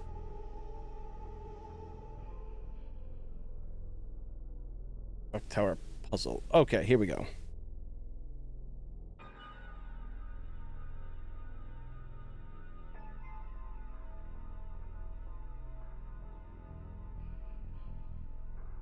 Crystal, Obsidian, and Amber.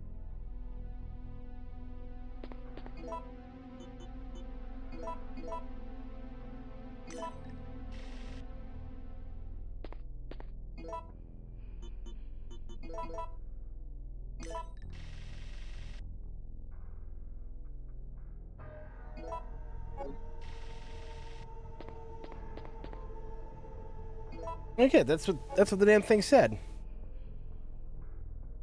At 11, Crystal, Obsidian, and Amber.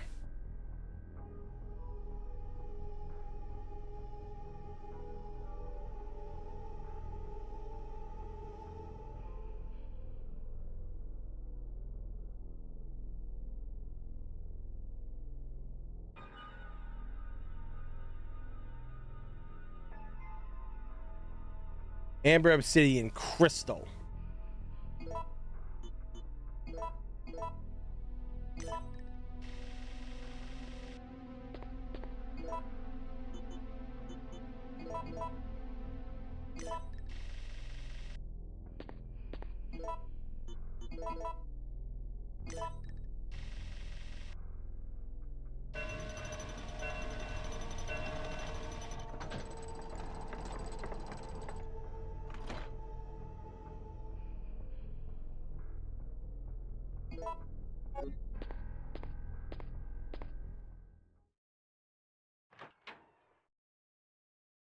Did the burning truck zombie? Oh my god! Don't remind me of that shit.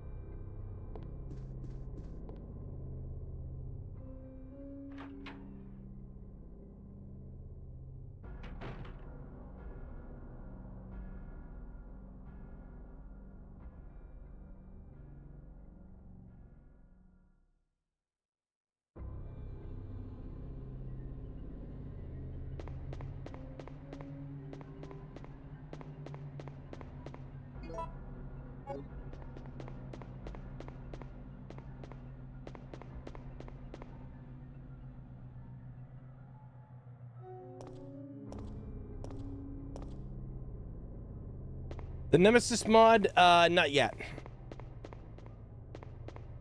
I do want to check it out, but I hate the fact that like the Nemesis only has like one sound effect when he throws the punch. So I remember watching JJ and Corey play it, and it got annoying after a while. I wasn't really a fan of it. Just hearing that every time he went to punch, you know.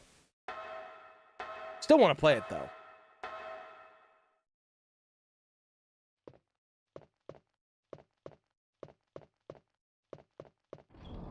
All right, so here we go.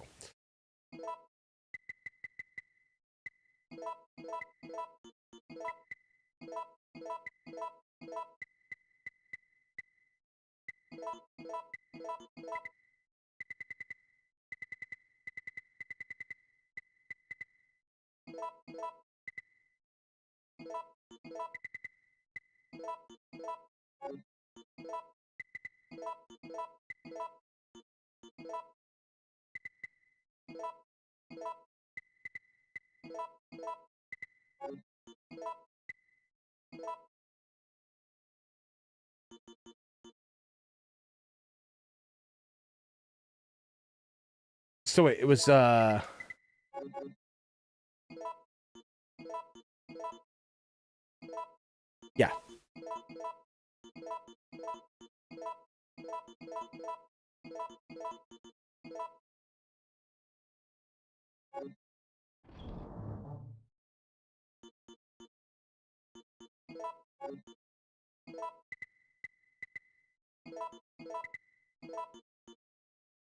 Yes, we'd have, yeah.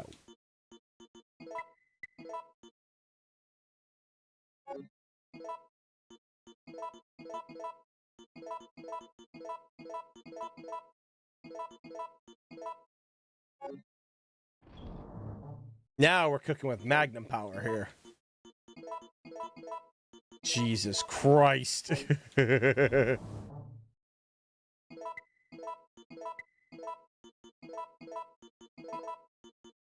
The fuck else do I need for weapons in this game, you know? Like, Jesus.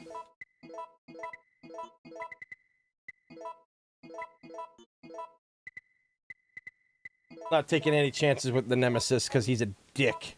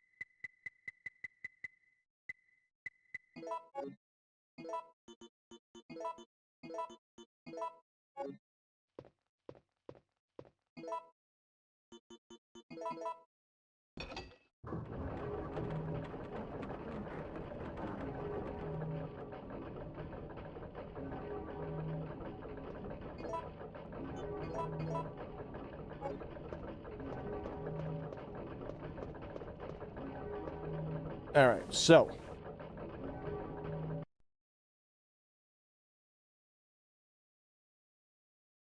save right here.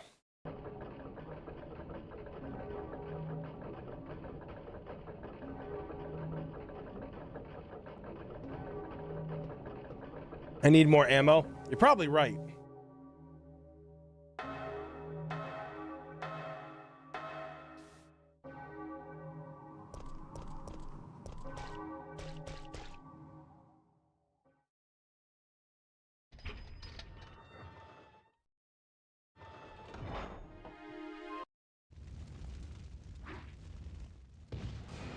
Stars. Stars. Dick to the shoulder. It's Dr. Dick Hands. All right, guys, come on. Get those thumbs up going in the chat. Let's go. Stars. And make sure to thumbs up the actual video itself, too. Ah!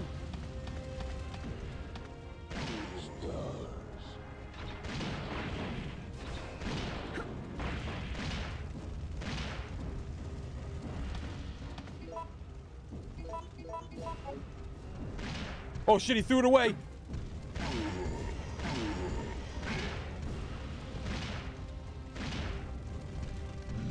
Stars.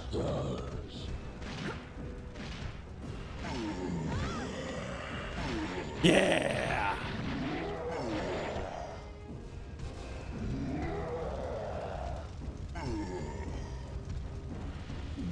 There we go.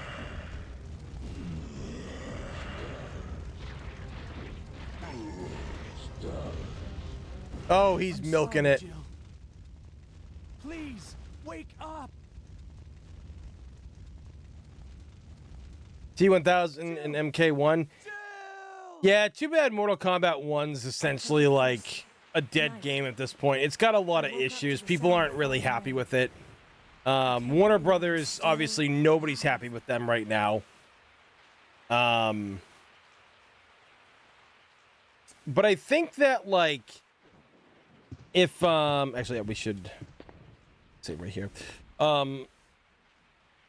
I feel that with like that game, I think the T1000, to be honest, is we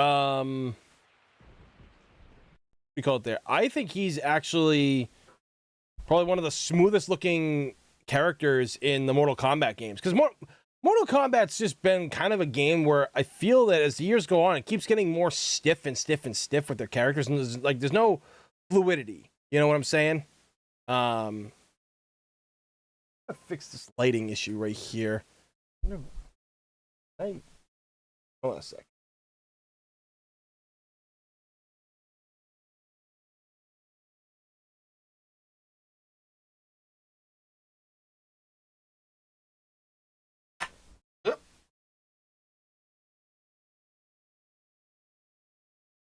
Well, that essentially fixed it. Oh well. And that just dropped because that was holding one of my cards. Yeah.